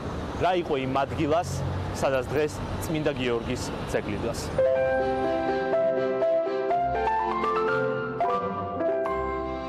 მე-19 საუკუნის თბილისში არ არსებობდა არც ერთი თეატრი და არც საოპერო დარბაზი. ზუსტად ამის გამო მე-19 საუკუნის შუახანებში, კერძოდ კი 1854 წელს კავკასიის მთავარმართებელად დანიშნული მიხეილ ვორონცოვის პირველი საფიქრალი იყო ქალაქისთვის დაეარსებინა ესეთი შენობა, სადაც დაიწყებოდა ევროპული წარმოდგენების ჩვენება. ადგილი, რომელიც შეიჭრა პირველი თეატრის ასაშენებლად, იყო დღევანდელი თავისუფლების მოედანი. დღეს ამ მოედანზე ჩვენ არაფერი არ გვაქვს გარდა მთავარი წმინდა გიორგის ძეგლისა, თუმცა მე-19 საუკუნის 50-იან წლებში აშენდა ძალიან საინტერესო შენობა, რომელსაც ეძახდნენ ქარვასლას, თეატრსაც და საოპერო დარბაზსაც. მიხეილ ვორონცოვი თავდაპირველად დახმარებას თხოვდა წვრილ ვაჭრებს, რომ შეექმნა შენობა, რომლის შიგნითაც იქნებოდა თეატრი, ხოლო გარშემო იქნებოდა ძალიან ბევრი პატარა მაღაზია, რომელიც გადავიდოდა ამ წვრილ ვაჭართა საკუთრებაში. თუმცა თბილისში ამ პერიოდში ცხოვრობდა ერთი საინტერესო პიროვნება, ძალიან ცნობილი ვაჭარი გაბრიელ თამამშევი. ეს ის პიროვნება, ვისაც ვორონცოვმა სთხოვა დახმარება. მან მას აღუთქვა შენობის ნაწილის საკუთრებაში გადაცემა, მხოლოდ იმ პირობით თუ თამამშევი ააშენებდა დღევანდელ თავისუფლების მოედანზე ძალიან დიდ შენობას, რომელიც თავდაპირველად იყო ერთი მხრიდან სამსართულიანი, მეორე მხრიდან ორსართულიანი, ხოლო მიწის ქვეშ უნდა ყოფილიყო კიდევ ერთი სართული. ქარვასლის ზომები იყო 78-58 მეტრზე, ხოლო ის დარბაზი, სადაც იყო შექმნილი თეატრი, შეიცავდა 800 ადამიანზე გაშლილ დარბაზს, ხოლო ამ დარბაზის გარშემო იყო ძალიან ბევრი დუქანი, ბევრი ოთახი, რომელიც ქირავდებოდა და ეს ყველა, ეს მთელი ფართი თეატრის გამოკლებით იყო გაბრიელ თამამშევის საკუთრებაში. თუმცა თეატრმა და ქარვასლამ 23 წელი იარსება, რადგან 1874 წლის 11 სექტემბერს დიდი ხანძარი გაჩნდა, რომელიც წარმოიშვა ამ ქარვასლის ერთ-ერთი დუქნიდან და ამბობენ, რომ იმ დროინდელი გაზეთების მიხედვით ამბობენ, რომ ეს ხანძარი გააჩინა ვინმე ლაზარევმა ზუსტად კომერციული მიზეზების და გამო. თუმცა გაბრიელ თამამშევმა მოახერხა აღნიშნული შენობის აღდგენა, მაგრამ თეატრი, რომელიც ამ ქარვასლის შიგნით იყო, არ აღდგენილა. ჩვენ ვიცით, რომ ამ ქარვასლის არსებობა დასრულდა 1934 წელს, მაშინ, როდესაც თბილისში დაიწყო დიდი რეკონსტრუქცია. ეს რეკონსტრუქცია არის დაკავშირებული ერთ-ერთ ცნობილ ადამიანთან, ეს არის ლავრენტი ბერია. ზუსტად მისი ბრძანებით მოხდა ამ დიდი ქარვასლის დანგრევა იმის მიზნით, რომ გაფართოებულიყო აღნიშნული თანამედროვე თავისუფლების მოედანი. ორადორი რამ შემოგჩა აღნიშნული შენობიდან თანამედროვე თბილისში. ეს არის ერთი სართული, რომელიც არის დამარხული თანამედროვე თავისუფლების მოედნის ქვეშ და ორი გრიფონი, რომელსაც დღეს თბილისელები ხედავენ თანამედროვე საკრებულოს შენობის წინ.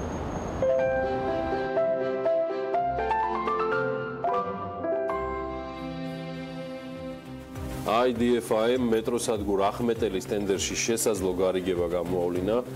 ორგანიზაციამ მეტროსადგურის ტენდერი შეისწავლა და გამოთქვამს საფუძვლიან ეჭვს, რომ ტენდერში მონაწილე კომპანიები დამბა და თქვენთვის აწუკვეთ ცნობილი ყვარელ რემშენი მათ ხელოვნურად გაზარდეს წინადადების ფასი და შემდგომ გაინაწილეს თანხა, რის საფუძველზეც გააკეთეს დასკვნა არასამთავრობო ორგანიზაციაში. დეტალურად ამას უკვე გიორგი ლომთაძესთან ერთად განვიხილავთ. გიორგი გახლავთ IDFI-ის ანალიტიკური მიმართულების ხელმძღვანელი, მე მას მივესალმები საქმიანი სტუდიაში დილა მშვიდობის. გიორგი, რის საფუძველზე დაიწყეთ ეს შესწავლა და თქვენი ინსპირაცია შემთხვევით ყვარელ რემშენი ხომ არ გახდა და ის უბედური შემთხვევა, რომელიც ვარკეთილის მეტროსადგურში დაფიქსირდა. დიახ, თავდაპირველად, რა თქმა უნდა, ვარკეთილის მეტროს ტენდერში ჩავიხედეთ. ნახეთ, რომ ყვარელ რემშენი იქ მხოლოდ ერთი მონაწილე იყო და ეს კომპანია იყო და შემდგომ უბრალოდ სხვადასხვა მედიის საშუალებებში გავრცელდა, რომ ეს კომპანია ასევე მონაწილეობდა სხვა ტენდერში და რეალურად იქ დისკვალიფიკაცია მიიღო, მაგრამ შეასრულა ეს სამუშაო, ეს ახმეტელის მეტროს შემთხვევაში.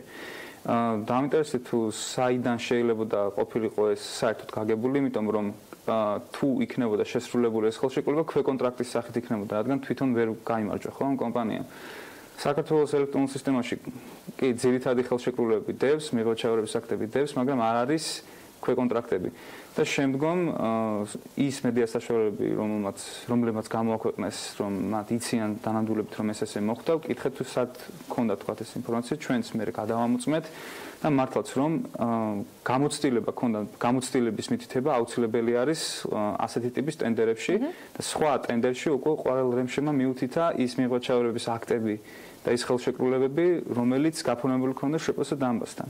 ანუ შემთხვევით გამოჩნდა იმის დასტური, რომ რეალურად ფაქტობრივად 100% სამუშაოსი საკუთარ თავზე თვითონ გასცეს ინფორმაცია რეალურად. კი, ფაქტობრივად ესე აღმოჩნდა. სავარაუდოდ, აქ კიდევ ერთხელ ახსენებ, რომ ეს ჩვენ გვიწერენ, ეს შესაძლო გარიგება არის, აქ შეიძლება ბევრი დამთხოვა იყოს, უბრალოდ შედარებით საეჭვოდ ჩანს, როდესაც ორი კომპანია მონაწილეობს, ერთმა დაბალი ფასი დააფიქსირა, მეორე მაღალი.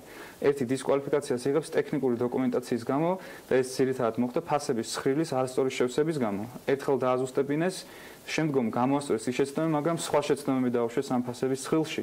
რაც საეჭვო არის, იმიტომ რომ ეს დისკვალიფიკაციის წყარო არის, რომ ისინი გამოვარდნილი იყვნენ, გადავიდა უფრო ძვირიან კომპანიაზე ტენდერი, მათაც დააზუსტეს ინფორმაცია, მოიგეს და შემდგომ იმავე დღეს, როდესაც გააფორმეს ხელშეკრულება შვპს დამბასთან სატრანსპორტო კომპანიამ, დამბამ მეორე კომპანიასთან ქვეკონტრაქტი გააფორმა, ხო? თითქოს ყველაფერი წინასწარ დაგეგმილი იყო. ამას თითქოს და ესე მიუთითებს. კიდევ ერთი გამამყარებელი არგუმენტი ის არის, რომ სხვაგვარად რო აი ცოტა კრიტიკულად რო შეხედოთ ახლა ამ საკითხს, ხო შესაძლებელია, რომ მაგალითად შვპს დამბას ამ შემთხვევაში პირადი მოგების მიზნით დაექირავებინა ნებისმიერი სხვა კომპანია, რომელიც უფრო იაფ თქვათ მომსახურებას თავაზობდა ამ კონკრეტულ შემთხვევაში.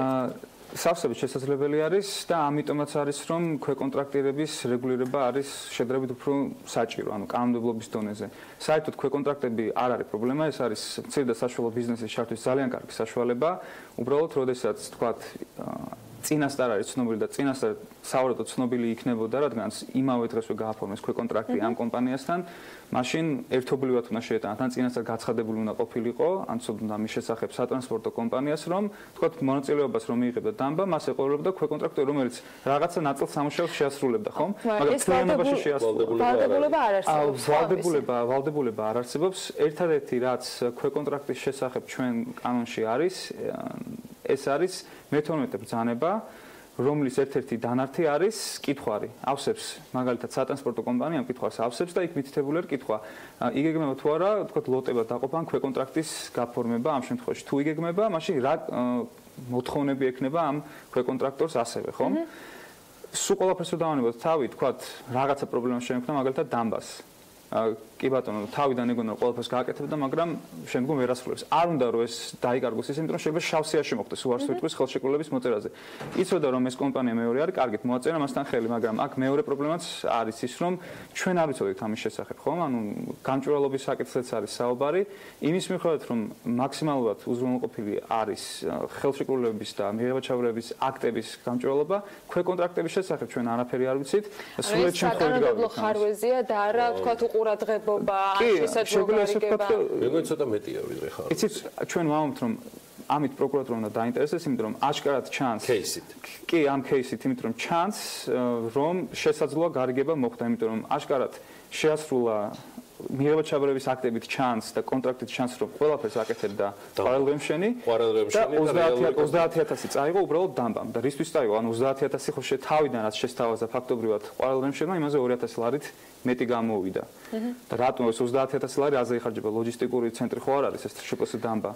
შეიძლება ასე იყოს და ეს რაც თქვენ თვით რომ უბრალოდ შემოსავლის წყარო შეიძლება ყოფილიყო დამისთვის, ესეც შეიძლება იყოს, მაგრამ ეს ფაქტობრივად არის ბიუჯეტის კიდევ ეს ბიუჯეტიდან ნაწილობრივ, ხო? დავაზუსტებ ამ შემთხვევაში საკანონმდებლო ჩანაწერს არსებობს თუ არა თუ ეს კონკრეტულ ტენდერებში ცალკეულად გაიწერება რომ ქვეკონტრაქტორები თუ კი ისინი არიან შავსიაში მოხვედრილები ან სხვა რაიმე შეზღუდვა არსებობს რომელიმე ტენდერთან დაკავშირებით არ შეიძლება იყვნენ.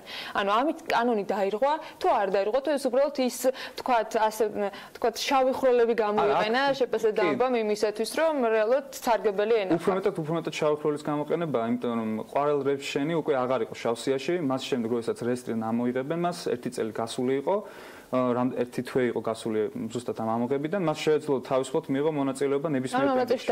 ანალოგში გარღვევა არავითარი არ არის, ყველაფერი კანონის მიხედვით მოხდა, ზუსტად მაგას ვამბობთ, რომ კანონის მიხედვით რომ მოხდა ასეთი შემთხვევა და ეს ერთი უბრალოდ იმიტომ გახმაურდა, რომ ვარკეთილში მოხდა ტრაგედია. შეიძლება ასეთი ბევრი იყოს და იმის გარდა რომ კომპანიებს შორის გარიგებების საბრძოლო შეიძლება გახდეს, ასევე შეიძლება კორუფციის წყაროც იყოს. მაგალითად, რას გულისხმობ? თუ იმ შემთხვევაში თუ ტენდერის გამოცხადებელი სატენდერო კომისიაში ვინმეს აქ კომპანია სიტყვაზე ვერ მიიღებს მონაწილეობას ტენდერში, იმიტომ რომ ინტერესთა კონფლიქტი არის. მაგრამ ქვეკონტრაქტორად შეიძლება მერე გაიფორმოს იმ კომპანიამ, რომელიც გაიმარჯვებს, ხო? ვალდებულება გამოქვეყნების არ არის. ასეთი გამოქვეყნების ვალდებულება არ არის. იმის მიუხედავად, რომ უნდა იცოდეს აუცილებლად ეს კონტრაქტებში სტანდარტულად წერია ხოლმე, რომ უნდა იცოდნენ ქვეკონტრაქტი გაფორმდება თუ არა და მერე თანხმობა ჭირდება შემსყიდველის ძირითად კონტრაქტორთან. ანუ თავისი არსით სატრანსპორტო კომპანია მიცოდა. თანხმობა ქვეკონტრაქტის არსებობაზე თუ ქვეკონტრაქტორის კონკრეტულად ქვეკონტრაქტორის არსებობაზე და ან კონკრეტულად კომპანიაზე უნდა. თანხმობა წესით და რიგით ხელშეკრულებების მიხედვით იმაზე იდება, არის თუ ანუ შესაძლებლობა არის ექნება თუ არა კომპანიას რომ ქვეკონტრაქტი გააფორმოს. თანხმობა მოწერილი არის, ამის მერე რა ხდება, თქვა ვინმე კვალიფიკაციას ამოწურება. ჩემი კომპანია გიგის კომპანია, თქვენ კომპანია არ აქვს მნიშვნელობა. ეს უკვე შიდა თქვა ამ ტენდერის გამოცხადებელის პრეროგატივა არის და მან უნდა გააწყოს ენდობა თუ არა ამ კომპანიას. არის თუ არა ეს კორუფციული რისკების მატარებელი? კი, ნამდვილად ყველაზე მნიშვნელოვანი. ნამდვილად არის, იმიტომ რომ საქართველოს კანონმდებლობა ძირითადად ყველაფერს არეგულირებს, საკმაოდ მოწინავე კანონმდებლობა და ელექტრონულ სისტემად ითვლება ზოგიერთ სოფლიოში, მაგრამ აი ეს ქვეკონტრაქტის ნაწილი შეიძლება ითქვას, რომ ჩავარდნაის და ჩვენ 2014 წლიდან ვამბობთ, რომ მნიშვნელოვანია რომ ქვეკონტრაქტებიც იტვირთებოდეს. ასევე იტვირთებოდეს რას ასრულებს მაგალითად ქვეკონტრაქტორი, მიღება-ჩავრების აქტები, თქვათ, ასევე აიტვირთოს და პირდაპირ გადარიცხვები შეიძლება მოხდეს, მაგალითად, არა ამ შემთხვევაში დამბას თუ მისდიოდა თანხა, შეიძლება ქვეკონტრაქტორზე პირდაპირ გადარიცხულიყო, რომ უფრო ჩანდეს ვინ რა გააკეთა. აქ ჩანდა რომ ყველაფერი გააკეთა პარალელრემშენმა და უბრალოდ გაუგებარია მაშინ რა თუნდოდა შპს დამბას მონაწილეობის მიღება ამ ტენდერში თუ არაფერს არ გააკეთებდა. ბიზნესური გადმოსახედანაც მინდა ვიკითხო, რა თუნდოდა შპს დამბას რომ ყველაფერი სხვა კომპანიას გააკეთებინა და რამდენად ენდობოდა ამ კომპანიას, იმიტომ რომ რეალურად თუ კი რამე პრობლემები შეიქმნებოდა, მას პასუხისმგებლობა მასზე იქნება და მას ჰქონდა პერსპექტივა რომ ის მოხვედრილ იყო შავსიაში თუნდაც შეუსრულებელი სამუშაოს გამო. ჩვენ გადავამოწმეთ ასევე მანამდე ყოფილა თუ არა შემთხვევა რომ დამბასა და პარალელრემშენს შორის ყოფილიყო რამე გარიგებები ეგეთი არ ყოფილა. ანუ ეს შეიძლება პირველი შემთხვევა იყო, შეიძლება ერთჯერადი შემთხვევა იყო, მაგრამ ფაქტია რომ მენდობოდა შეპოსა დამბა, იმიტომ რომ გამოცდილებას, რასაც ითხოვდა სატრანსპორტო კომპანია, დამბა ასევე აკმაყოფილებდა, ისე ვერ გაიმარჯვებდა. ასე რომ იქ ყველაზე რეალური ვარიანტი არის, რომ წინასწარ შეიძლება გარიგება მოხდარიყო, ამ პროცესში შემდგომ გარიგება მოხდა. შეიძლება დამამ გადაიფიქრა გაკეთება, მაგრამ არ უნდა შავსიაში მოხვედრა და იცოდა რომ აი მეორე პრეტენდენტს შეეძლო რაღაცის გაკეთება ნაკლებ ფასად და მეც თანხა დამრჩებოდა. ესეც რომ ყოფილიყო, ხომ? ეს ხომ არის ტექნიკურად ხელოვნურად გაზრდილი ფასი. მაშინ, როდესაც 457.000-ად შეიძლება ყოფილიყო, 523.000-ად განხორციელდა.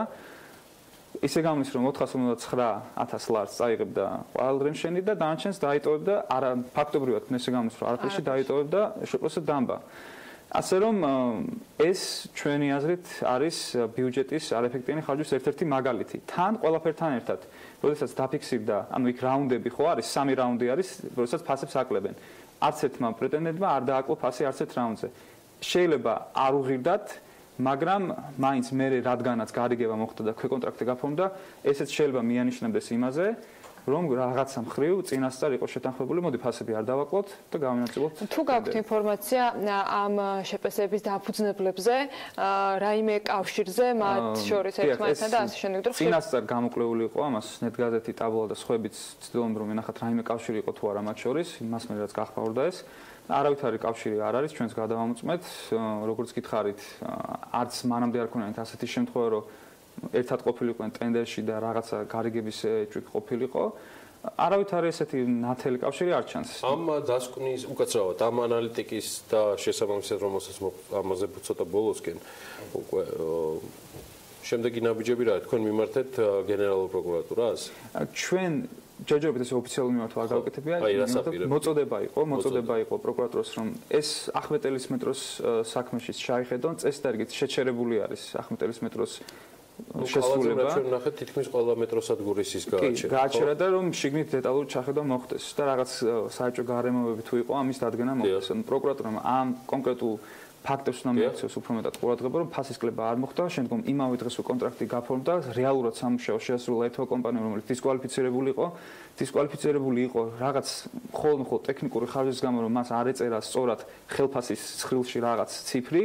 მაშინ როდესაც მანამდე სწორად ქონდა, როდესაც დაზუსტება მოთხოვეს, ასე რომ ეს გარემოებები აუცილებლად მიუთითებს იმაზე, რომ ღირს ამ ტენდერში ჩახედო ნამდვილად ღირს. გიორგი, ხომ არ მიგაჩნიათ, რომ უპრიანი იქნებოდა, რომ აღნიშნული დასკვნა თავისი რეკომენდაციებით ასევე გადაეგზავნოს გენერალურ აუდიტორსაც? შემოსულიყო რომ ნამდვილად თქვენ ამდენიმე შეიძლება აუდიტის სამსახური ერთ-ერთი ერთ-ერთი ის უწყება, რომელსაც შეუძლია დეტალურად მოიძიოს ინფორმაცია აბსოლუტურად ყველაფერზე, კონტრაქტებით, ქვეკონტრაქტებით, დამადასტურებელი დოკუმენტაციით, ყველა ვალდებულია რომ მიაწოდოს ამ ინსტიტუტს დოკუმენტაცია, ასე რომ ნამდვილად შეიძლება აუდიტის სამსახურმა ჩაიხედოს სატრანსპორტო კომპანიის შესყიდვებშიც, აუდიტი ჩატარდეს.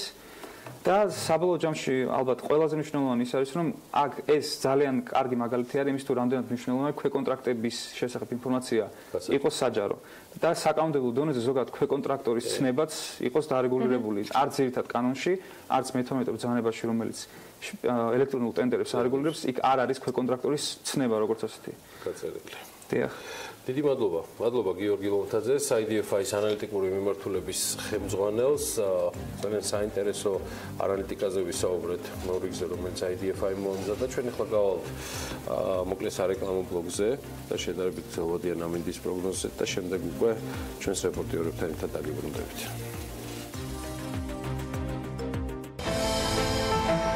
ამინდის პროგნოზის სპონსორია SEU დეველოპმენტი.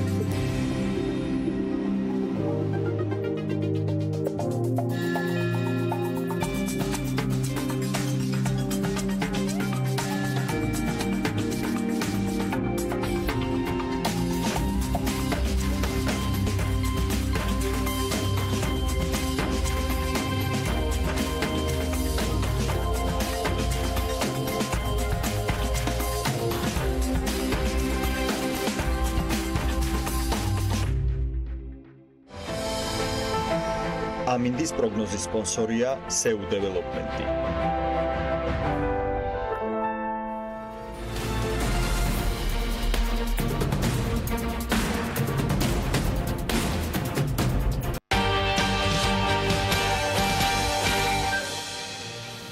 სტატისტიკის ეროვნულმა სამსახურმა საქართველოს საგარეო ვაჭრობის 2017 წლის წინასწარი მონაცემები გამოაქვეყნა. კვლევის ზოგადი ტენდენციის მიმოხილვაზე მარიამ ადამიანია მუშაობდა და დეტალურად გაგვეცნობს ახლა საქართველოს უმსხვილეს სავაჭრო პარტნიორ ქვეყნებს ევროკავშირში, ძირითად სავაჭრო პოზიციებს, საქონლის დასახელებებს და ღირებულებებს მარიამ დილამშვიდობის. დილამშვიდობის. ანა 2017 წელს საქართველოს საგარეო ვაჭრობის მოცულობამ წინასწარი მონაცემებით 10 მილიარდ 7 მილიონი ამერიკული დოლარი შეადგინა, რაც წინა წლის შესაბამის მაჩვენებელზე 13.8%-ით მეტია. აქედან ექსპორტი 2 მილიარდ 728 მილიონ დოლარს, ხოლო იმპორტი 7 მილიარდ 979 მილიონ დოლარს შეადგენს. საქართველოს უარყოფითმა სავაჭრო ბალანსმა 2017 წელს 5 მილიარდ 251 მილიონი დოლარი და საგარეო სავაჭრო ბუნვის 59% შეადგინა. ამავე პერიოდში ექსპორტმა რეექსპორტის გარეშე 2 მილიარდ 63 მილიონი დოლარი შეადგინა, რაც 24.5%-ით აღემატება წინა წლის ანალოგიურ მაჩვენებელს.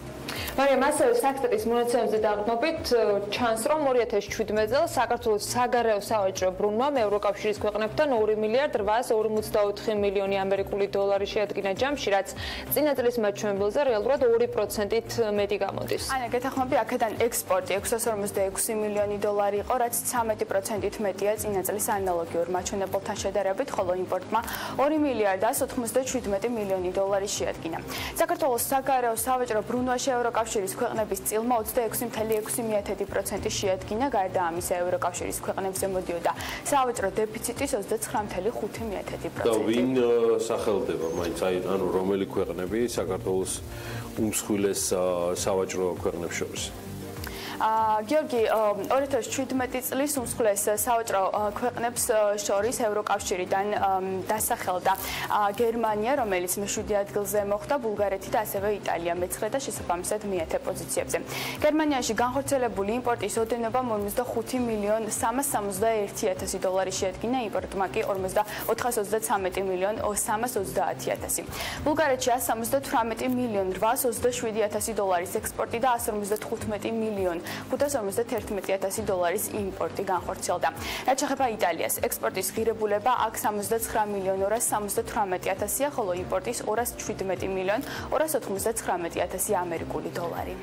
მარიამ, რა არის ევროკავშირის ქვეყნებში ექსპორტირებული, იმპორტირებული უმსხვილესი სასაქონლო ჯგუფების მაგალითის პირველი ხუთეული, იმიტომ რომ არის ეს განსაკუთრებით საინტერესო იქნება. დიახ, ანა, მაგალითად გერმანიაში ხორციელდება თხილისა და კაკლის, ხის, ხილისა და ბოსტნეულის წვენების დაბგული ფქვილის, დაკონსერვებული ნაყოფისა და მცენარეების ნაწილების ექსპორტი, რაც შეეხება იმპორტს, ძირითადად შემოდის მსუბუქი ავტომობილები, სამკურნალო საშუალებები, სატვირთო ავტომობილები, ხელსაწყოები და მოწყობილობები მედიცინაში ან ვეტერინარიაში გამოსაყენებელი.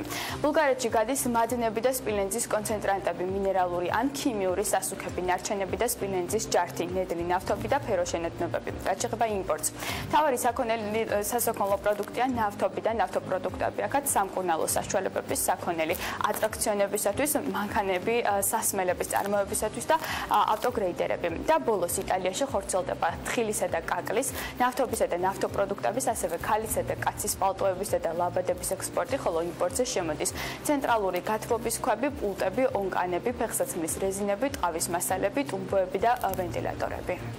იცოდი იტალიაში კაცის, ანუ მამაკაცის და ასევე ქალბატონების პალტოებისა და ლაბადების ექსპორტს რო აკეთებდით?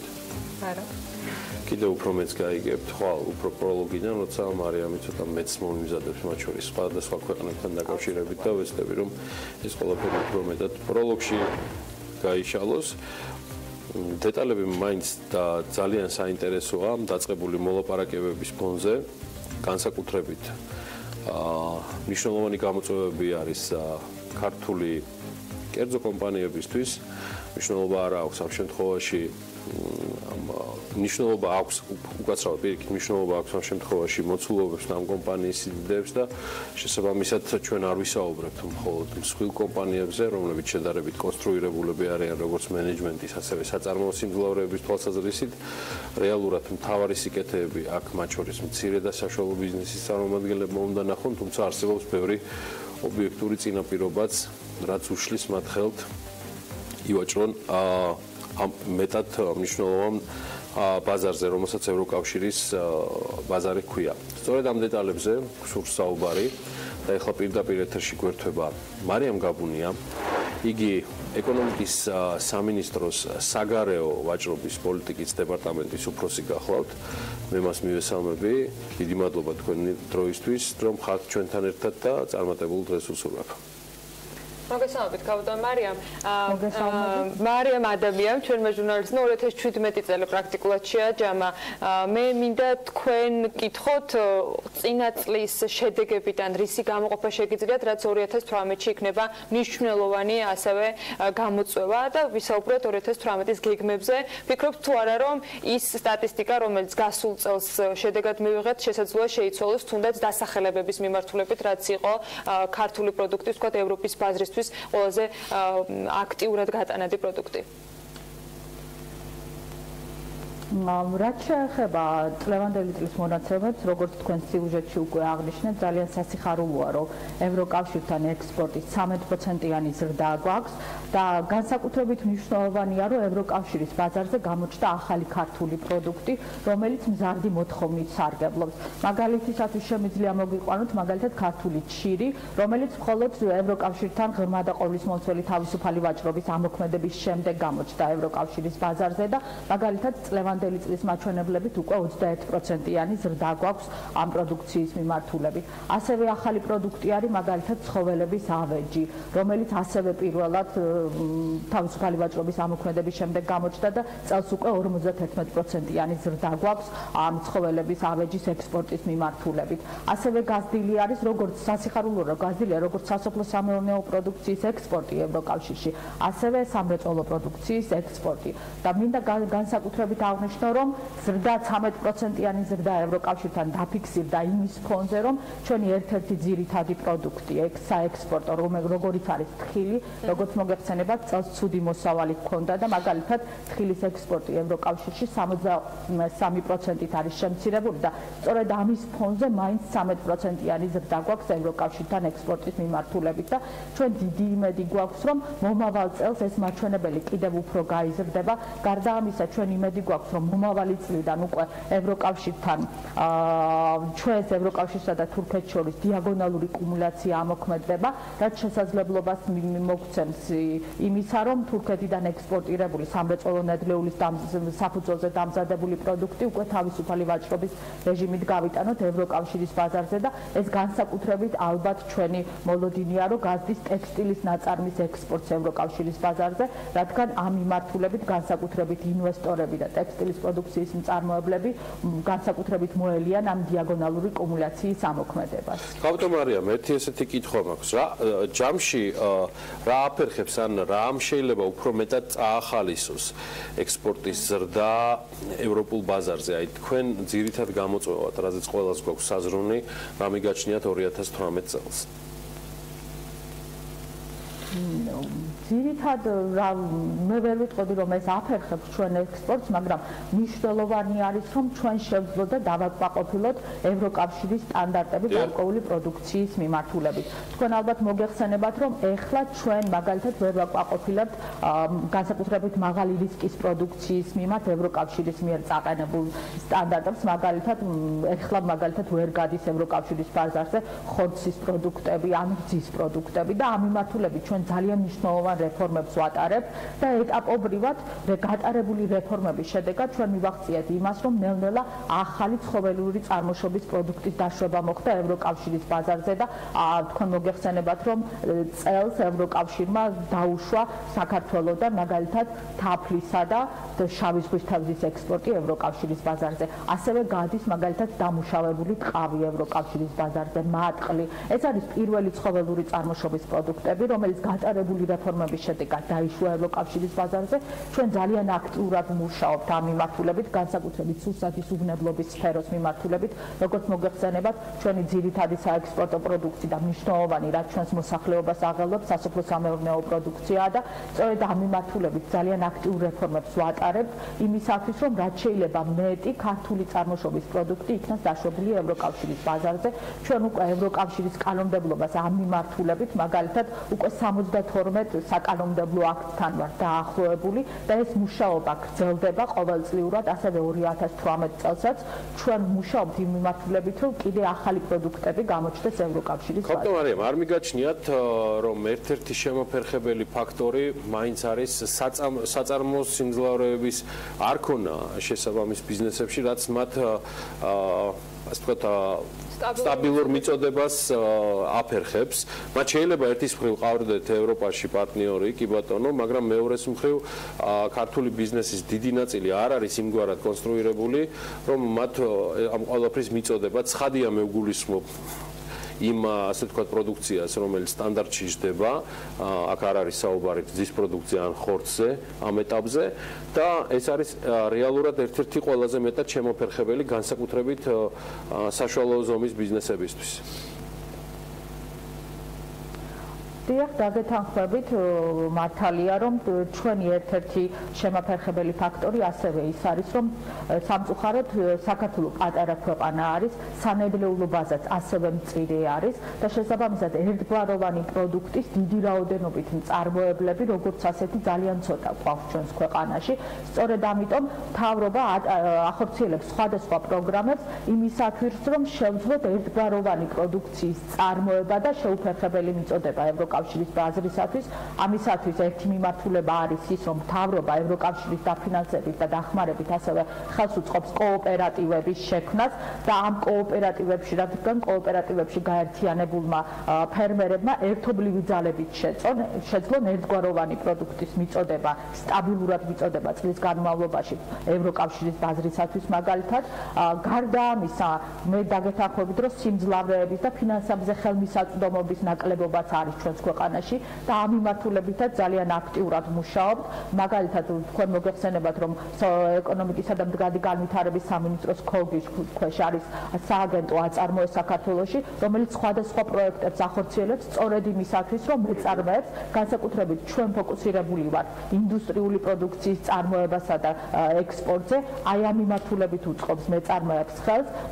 ასევე სოფლის მეურნეობის სამინისტროს ქვეშ არის სპეციალური სააგენტო, რომელიც ასევე სოფლის მეურნეობის სფეროში დასაქმებულ მეწარმეებს უწყობს ხელს იმისათვის, რომ მათ აწარმოონ და ვთქვათ ევროკავშირის და სხვადასხვა ბაზრებზე გაიტანონ ეს პროდუქტი. ქაოტო მარიამ, სტრატეგიასთან დაკავშირებით მინდა აღვნიშნო, რომ ევროკავშირი თვითონ დიახ, გისმენთ?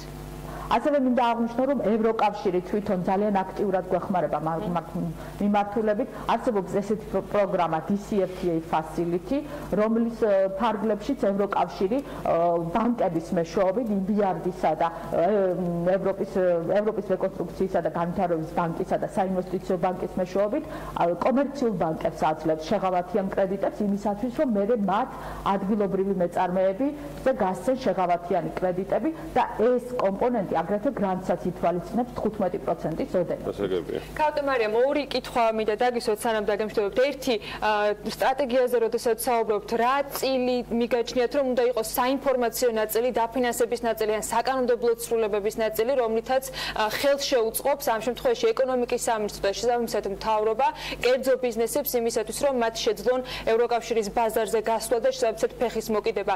როგორ ყოფთ, ანუ რა პროცენტულად შეიძლება ან წილობრივად გადანაწილდეს ამ შემთხვევაში სახელმწიფო უწყებების როლი? რამ თუ სწორად გავიგეთ თქვენი კითხვა, ანუ მეწარმეების ინფორმირებულობის კუთხით რა შეიძლება გააკეთოს სახელმწიფომ ამ მიმართულებით. ჩვენ ამ მიმართულებით ძალიან აქტიურად მუშაობთ, მათ შორის ეკონომიკისა და მდგრადი განვითარების სამინისტრო, რომელიც არის ევროკავშირთან ღრმა და ყოვლისმომცველი თავისუფალი ვაჭრობის შესაქმების კოორდინატორი ქვეყანაში და ამ მიმართულებით განხორციელებული რეფორმების, ჩვენ ძალიან აქტიური კომუნიკაცია გვაქვს სამოქალაქო საზოგადოებასთან, განსაკუთრებით ბიზნეს წრეებთან და ევროკავშირის დაფინანსებით და პრემიერის ინიციატივით ჩვენ წინა წელს დავიწყეთ მრგვალი მაგიდების ფორმატში ბიზნესებთან შეხვედრა რეგიონებში, არა მარტო თბილისში. ჩვენ ხვდებით ბიზნესებს, ვისმენთ მათ პრობლემებს, თითოეულ რეგიონში ვიყავით უკვე ჩასული და წელს უკვე შემაჯამებელს ალბათ თბილისში გავაკეთებთ, სადაც შეჯამება მოხდება იმ პრობლემების, რომლებიც კონკრეტულ რეგიონში კონკრეტულმა ბიზნესებმა დასვეს და ჩვენ ამ მიმართულებით ბიზნესებს შევთავაზებთ კონკრეტულ მექანიზმებს, როგორ უნდა გადაწყდეს თუ ეს შესაძლებელია მათ მიერ დასმული პრობლემა. და კიდევ ერთი, თქვენ კონკრეტული რიცხვები დაასახელეთ გასული წლის შედეგებიდან გამომდინარე, თხილიც ახსენეთ და მეთხრეთა ასოციაცია აღნიშნავს, რომ წელს მოსავალი ბევრად უკეთესი უნდა იყოს. თუ გაქვს თქვენ საპროგნოზო მაჩვენებელი, ჯამური რა შეიძლება იყოს 2018-ში ევროკავშირის ბაზარზე ქართული პროდუქციის გატანის? თუნდაც ზრდის პროცენტული მაჩვენებელი. ძალიან რთული არის წინასწარ ხა იმის თქვა 2018-ში როგორი რაოდენობის პროდუქტს გავიტანთ ევროკავშირის ბაზარზე, მაგრამ ჩვენ დიდი იმედი გვაქვს, რომ არსებული ტემპი შენარჩუნდება და კიდევ უფრო გაიზრდება.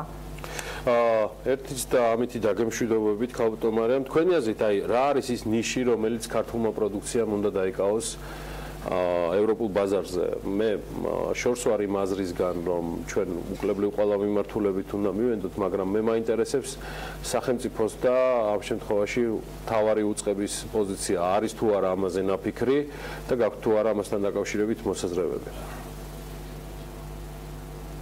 დიახ, რა თქმა უნდა, ამაზე ამ მიმართულებით ჩვენ აქტიურად მუშაობთ. როგორც უკვე აღნიშნე, საქართველოს პატარა ქვეყანაა და სანედლეულობაზე მწირი გვაქვს. შესაბამისად, ჩვენ ვერ ვიქნებით რომელიმე კონკრეტული პროდუქტის მასიური მწარმოებლები, თუმცა ეს შეიძლება ღვინოზე ითქვას და თხილზე, რომლის გარკვეული რაოდენობის ექსპორტს ვაქორწილებთ, მაგრამ დანარჩენ პროდუქციაზე თქვენ დაგეთანხმებით, რომ რაღაც ნიშური ბაზარი უნდა მოვძებნოთ, როგორც ევროკავშირში, ასევე სხვა ქვეყნებში და აი ეს ბაზარი დავიკავოთ. მიმართულებით მაგალითად ჩვენ აქტიურად მუშაობთ და კონკრეტული პროდუქციისათვის ალბათ საქართველოსთვის მნიშვნელოვანია რომ ისეთი ნიშური ეკოლოგიურად სუფთა პროდუქტების ბაზარზე შევიდეთ და ეს ნიშური არეალი დავიკავოთ და ამ მიმართულებით ჩვენ აქტიურად მუშაობთ. მარიამ, ხდება თუ არა ჩინეთთან თავისუფალი ვაჭრობის ხელშეკრულების გამოყენება? ესეც ხო საინტერესო ნიშაა, რითიც შეიძლება საქართველოს დააინტერესოს ევროკავშირი, რომ მოიზიდოს იქაური მწარმოებლები, ვისთვისაც ჩინეთი მიმზიდველი ბაზარია და ესე მოხდეს პროდუქციის ექსპორტი საქართველოსთან. რა თქმა უნდა, ჩინეთთან როგორც მოგეხსენება, თავისუფალი ვაჭრობის შეთანხმება მხოლოდ 1 იანვრიდან შევიდა ძალაში. შესაბამისად, ეხლა ჯერ შედეგებზე ლაპარაკი ცოტა ნაადრევი იქნება ჩემი აზრით. შედეგებზე არა, გეგმებზე, ანუ ხო პარალელურად მიმდინარეობდა მუშაობა, მაგრამ რაც გეგმებს შეეხება, ჩვენ დიდი იმედი გვაქვს, რომ ამ მიმართულებით ძალიან აქტიური ზრდა გვექნება ექსპორტის მიმართულებით, უკვე გვაქვს საკმაოდ მნიშვნელოვანი ზრდა გარკვეული პროდუქტების ექსპორტის მიმართულებით ჩინეთის ბაზარზე, განსაკუთრებით მაგალითად მე გამოვყავდი ღვინოს, მაგალითად ღვინის ექსპორტის კუთხით ჩინეთი უკვე ჩვენი მეორე ადგილზე არის პარტნიორი. ევროპელი მწარმოებლები დაინტერესდნენ უკვე საქართველოში რამის გაკეთებით ჩინეთში საექსპორტოდ? ეს ისო ქართულ წარმოებებს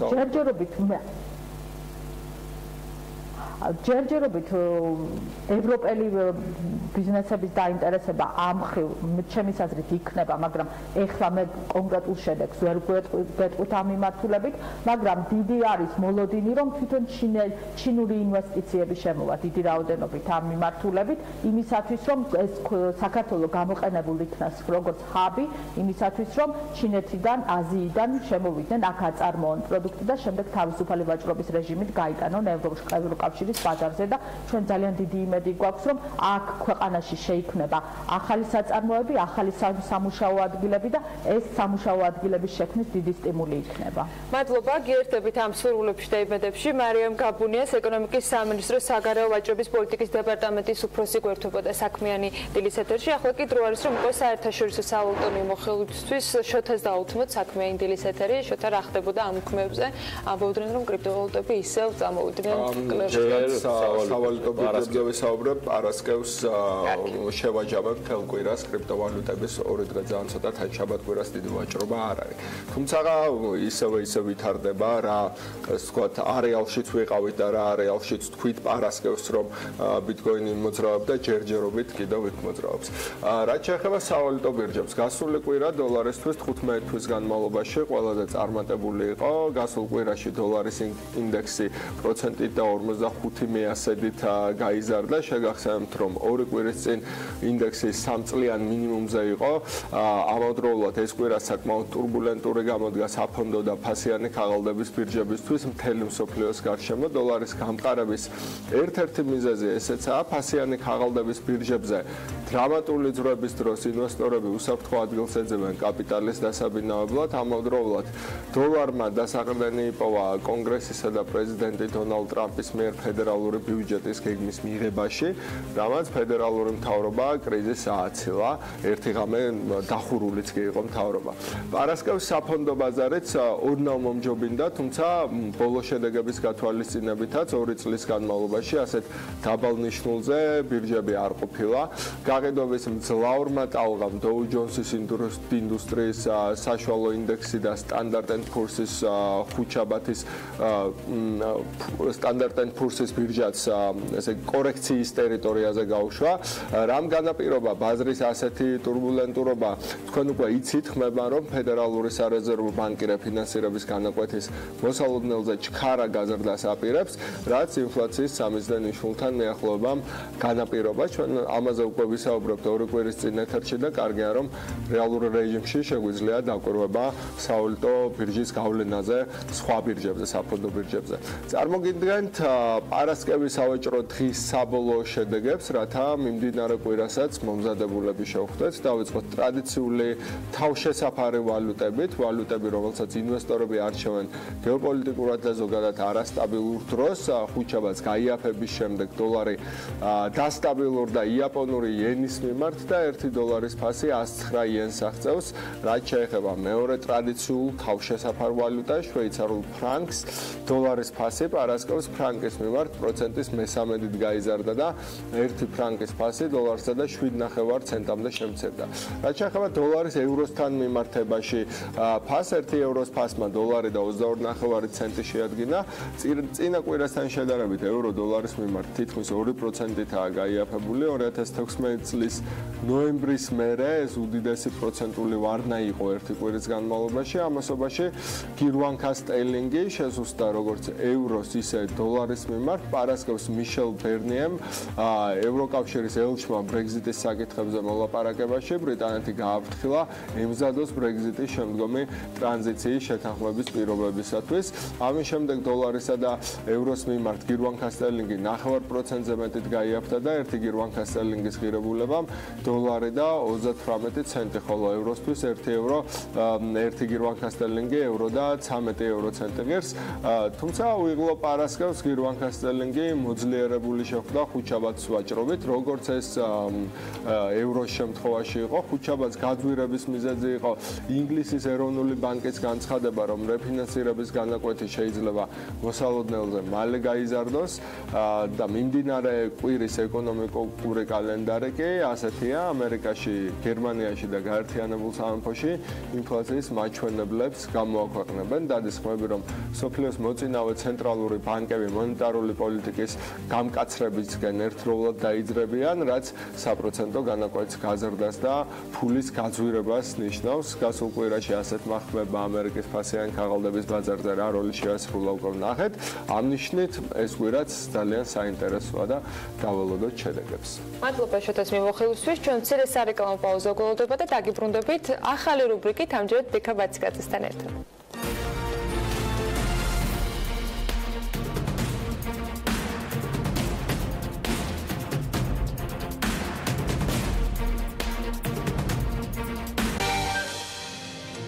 რეკლამის შემდეგ დავბრუნდით პირდაპირ ეთერში და დაანონსებული ბექა ბაციკაძეს და მისი ახალი ძალიან საინტერესო რუბრიკის დრო არის ბექა დილამშვიდობის წარმატებულ ეთერს გისურვებ. დილამშვიდობის ანა, კორპორატიული სპორტი, ჯანსაღი ცხოვრების წესი, მასობრივი სპორტის განვითარება, სახელმწიფო სტრატეგია და კერძო სექტორის ჩართულობა, ასევე საერთაშორისო გამოცდილება საუკეთესო მაგალითები, როგორ აღწევენ განვითარებული და განვითარებადი ქვეყნები ამ მიმართულებით წარმატებას. ეს არის თემები, რომლებზეც ჩვენი ახალი რუბრიკის სუბიექტივის ფარგლებში ვისაუბრებთ და ვიმუშავებთ დღეიდან ყოველ ორ შაბათს.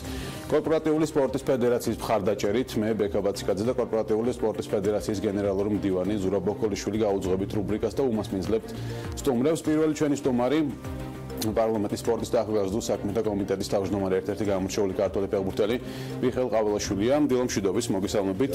ზურაბ დილამშვიდობის, დილამშვიდობის ბატონო მიშა, მადლობა გადაცემაში სტუმრობისთვის. პირველ რიგში მოდით დავიწყოთ სახელმწიფოს ხედვით ამ შემთხვევაში, შემდეგ შეგვიძლია ვისაუბროთ თქვათ ციფრებზე, კერძო სექტორის ჩართულობის აუცილებლობაზე. დღეს როგორია სახელმწიფოს ხედვა? პირველ რიგში მასობრივი სპორტის განვითარების მიმართულებით და არა კონკრეტული ფედერაციების ან სპორტის სახეობები არ გამოვყოთ ამ შემთხვევაში. პირველ რიგში მოგესალმებით, მივესალმებით ტელემაყურებელს. გილოცავთ და ზურას უგოცავთ დღევანდელი გადაცემის ასე ვთქვათ პრეზენტაციას. ჩემთვის ორმაგად სასიხარულოა, იმიტომ რომ მედია სივრცე დაინტერესდა. რა თქმა უნდა, სპორტით ყოველთვის იყო დაინტერესებული, მაგრამ ზუსტად ამ ნიშით დაინტერესება, რაც მასობრივ სპორტს ეხება, სამოყვარულო სპორტს და ხედვა, სახელმწიფო ხედვას ეს ძალიან მნიშვნელოვანია და დაემთხვა კიდევაც ალბათ ჩვენ დაახლოებით ერთ თვეში ალბათ მზად გვექნება კომიტეტის სტრატეგია. საქართველოს პარლამენტის სპორტის და ახალგაზრდულ საქმეთა კომიტეტის სტრატეგია სამწლიანი გეგმა გვაქვს 18-დან 20 წლამდე თუ სამოქმედო გეგმა თუ რა ღონისძიებები და რა ასე ვთქვათ აქტივობები გვექნება ძირითადად 4 მიზანია გამოკვეთილი ჩვენ საქმიანობაში ჩვენ სტრატეგიაზე ვსაუბრობ რომ მნიშვნელოვანი იყო ჩემთვის მთელი ეს ერთი წელი რაც პარლამენტარი გავხდი მოვამდობლებს ექნება დაფუძნებული სტრატეგია. ჩვენ უმრავლესობა რა თქმა უნდა ჩვენთვის თავარი უმრავლესობა როგორც მოგვიხსენებათ კონსტიტუციის სრულებები მესამე მოსმენით მივიღებთ და ჩვენი ქვეყანა ხდება საპარლამენტო ასე ვთქვათ რესპუბლიკა, პარლამენტის როლი იზრდება, შესაბამისად დარგობრივად ეს კომიტეტების როლიც იზრდება, ანუ ზედამხედველობის ფუნქცია იზრდება ჩვენი მხრიდან და ასევე მოთხოვნა როგორც მოიხსენებათ, სულ რამოდენიმე ხნის წინ მოხდა სპორტის და ახალგაზრდულ საქმეთა სამინისტროს, ასე ვთქვათ, კულტურის საქმეთა შერწყმა. სხვათა შორის დაიწყო ჩვენი სამუშაო პროცესი და თქვენ სტრატეგია ახსენეთ, ზუსტად ამ ეტაპზე მიმდინარეობს სამუშაო ჯგუფის ჩამოყალიბება, დაწყებულია თვითონ სპორტის კულტურისა და სპორტის სამინისტროში სამუშაო ჯგუფის შექმნა და სტრატეგიის პირველი დრაფტის შესაბამისად ამ გამოცდილებას ვიღებთ ბატონო რა თქმა უნდა და ჩემი ასე ვთქვათ პირველადი კონსულტაციების შედეგად რაც სასიამოვნოა რომ ის ადამიანები ვინც ამ პროცესში მინისტრიდან დაწყებული კარგად მიხვდნენ თუ რა გვინდა არ არის ამის ამ მიმართულებით საჩქარო, იმიტომ რომ უნდა იყოს მოცული ყველა დეტალი და საერთაშორისო ექსპერტების ჩართულობით მოხდება ამ სტრატეგიაზე მუშაობა და ეს პირველი ნაბიჯია ჩემის აზრით. რა თქმა უნდა, სპორტში ამ ბოლო წლების თუ გადავხედავთ მაღალი მიღწევების სპორტს არ გავიდოდა ასე ვთქვათ კვირადა თვე ჩვენს ასე ვთქვათ რომელიმე სპორტსმენს დიდი გამარჯვება არ მოგვიყვება და არ წარმატებები რა თქმა უნდა, მაგრამ მე მიმაჩნია და ალბათ თქვენს დამეთანხმებით რომ სახელმწიფოს როლი მთავრობის და ხელისუფლების უპირველესი ამოცანა არის რომ ვალდებულებათაც ჩავთვლი რომ სპორტის ხელმისაწვდომობა, ჯანსაღი ცხოვრების წესი იყოს მთავარი პრიორიტეტი. ამაზეც მე მქონდა ვთქვათ ანგარიში პარლამენტში და შეთანხმება არსებობს მთავრობასთან ერთად რომ ჩვენი მთავარი შემდეგი ასე ვთქვათ ალბათ 20 წლიდან როცა სტრატეგიაზე ჩამოვყალიბდებით 20 წლიდან ალბათ ერთ-ერთ უმთავრეს პრიორიტეტად იქნება ჯანსაღი ცხოვრება და სპორტი. ამაზე არის უკვე თავიანთ გამოსვლებშიც პრემიერმაც და სხვა მინისტრებმაც დაანონსეს რომ ეს არის ალბათ არის მასობრიობა, ხომ ჩართულობა, სამოყვარულო საქართველოს დონეზე პირველ რიგში სამოყვარულო მიმართულების განვითარება ევროპის ქვეყნებს რო გადავხედოთ იქ მაგათ ფეხბურთი ავიღოთ ან ნებისმიერ შემთხვევაში კალათბურთი ავიღოთ სპორტის სახეობები რომლებიც ეწანებოდა ბუნებრივია რა მასობრიობა არის ის ქვაკუთხედი რაზედაც ზოგადად არა მარტო სპორტის პროფესიული სპორტის წარმატება ხო არამედ ზოგადად ქვეყნის წარმატება ხო ჩვენ ახლა ვზივართ განაცემაში რომელიც არის ბიზნეს გადაცემა საქმიანი განაცემა ეს მე მგონი ყველა ვიცით და ალბათ უფრო უნდა გავიაზროთ და გავისიგრძე განოთ რომ ჯანსაღი ერის გარეშე ხო წარმოუდგენელია ნებისმიერ ეკონომიკურ განვითარებაზე საუბარი და ყველანაირ განვითარებაზე საუბარი რა აქ არ არის ლაპარაკი რომ ვინც არის ფიზიკურად აქტიური ადამიანი ეს ყველა უნდა გახდეს პროფესიული სპორტსმენი ეს რა თქმა უნდა არ იქნება ვერ იქნება და არც არის საჭირო მაგრამ მოსახლეობის რაც შეიძლება დიდი რაოდენობა რომ უნდა იყოს ჯანსაღი და უნდა იყოს აქტიური ეს არის 2-2-4 ამის ეს ყველა ვიცით ამას ყველა საუბრობთ ეს არ არის არსებობს ადამიანი ხო ვინც არ უნდა გააჩერო ქუჩაში რომ ამაზე რამე სხვანაირი აზრი გითხრას მაგრამ ამისთვის არის საჭირო ის პროგრამები და ის კონკრეტული რაღაც აქციები ხო რომელიც არა მარტო სამთავრობო სტრუქტურებმა ხო არამედ აი ქვემოდან უნდა წამოვიდეს ეს ინიციატივები და მე გაძლევთ მაგის პირობას რომ ესენი მხარდაჭერილი იქნება რა. მე და თქვენ გვისაუბრია რა თქვა ამ შემთხვევაში სახელმწიფოს ჩართულობაზე ვამბობთ ისედაც თქვა მეტად არის უფრო ჩართული ვიდრე უნდა იყოს ჩართული. ფედერაციების დაფინანსებას გულისხმობ შეიძლება ჭირდებოდეს რაღაც მიმართულებით ფედერაციების დაფინანსება მაგრამ შემდეგ უკვე კერძო სექტორმა თავად უნდა ასე თქვა დაიწყოს ნებისმიერ შემთხვევაში ზრუნვა. ამის გარეშე თქვა მხოლოდ სახელმწიფოს ჩართულობით და ბიუჯეტიან დაფინანსებით არც ერთ სპორტის სახეობის განვითარება არ მოხდება. როგორ რა როლი აქვს ბიზნესში? ამიტომ კარგი იყო რომ სტრატეგიით დავიწყეთ. ამ სტრატეგიაში უნდა იყოს ზუსტად ამ ხედვაში გამოყოფილი კერძო სექტორს რა როლი მიენიჭება სახელმწიფო თვითონ რასურს ამ დარგისგან, როგორ უნდა ამ დარგის განვითარება, აქ ჯანდაცვის სოფლიო ორგანიზაცია ახსენა. უხეშად რო თქვა, შეიძლება დროის სიმცირე გვაქვს. განვითარებული ქვეყნები, ესე იგი 50%-ზე მეტი მოსახლეობის ჩართული თუ არის სპორტული აქტივობით დაკავებული სისტემატიურად, ის ქვეყანა აუცილებლად განვითარებულია. ჩვენთან ეს ციფრი ძალიან დაბალია, 16%-მდე ის დღევანდელი მონაცემებით ისიც სათვალო ეს კვლევა და კვლევის ჩატარება კიდე აი როგორ ჩაატარებ კვლევას, აი მიდგომებთან მაქვს ასევე პრობლემა და თუ ეს სურათი არ დაიდო და თუ არ გამოიკვეთ ამ კაფეო თუ რას სურს სახელმწიფოს როგორ სურს ამ დარგის განვითარება რა თქმა უნდა ბიზნესაც ესეც იმის ნაწილია რა თქმა უნდა ჩვენთან საკანონმდებლო ინიციატივებზე როცა ჩვენ სტრატეგიაზე საუბრობდით ესეც ასე ვთქვათ დღის წესრიგში არის კერძო სექტორის და საჯარო სექტორის ინფრასტრუქტურასთან მიმართებაშიც არის და ნებისმიერ თემაზე ხა სერვისების შექმნა აუცილებელი ჩემის აზრით ხა მე ყოველთვის პირად გამოცდილებას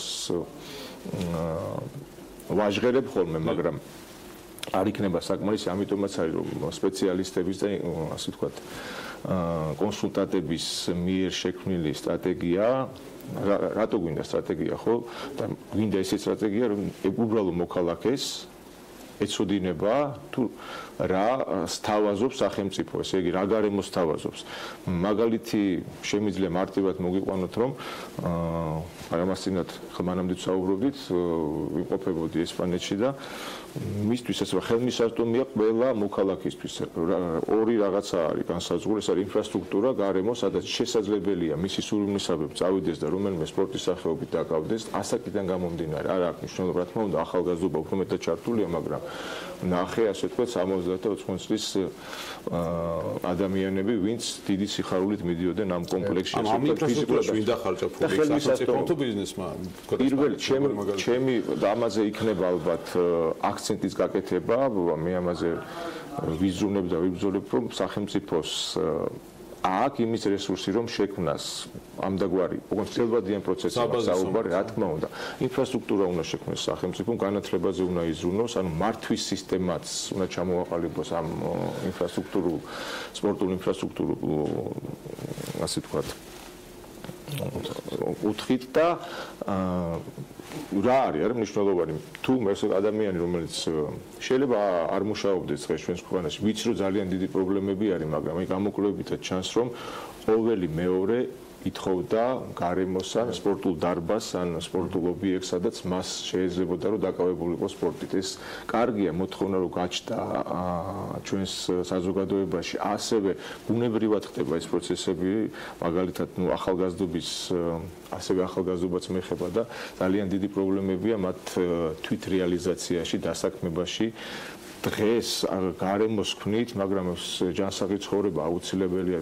ნარკოპოლიტიკაზე გვაქვს ასევე საუბარი და ერთადერთი ალტერნატივა ყოველთვის და იქნება მარადიულად, რომ ეს არის ჯანსაღი ცხოვრება, ეს ადამიანები იყვნენ დაკავებული სპორტით. აქ არის ორი რამ, იყოს ინფრასტრუქტურა, სადაც შეიძლება ადამიანს იქ მისვლა და ხელმისაწვდომობა. ასევე ძალიან მნიშვნელოვანია.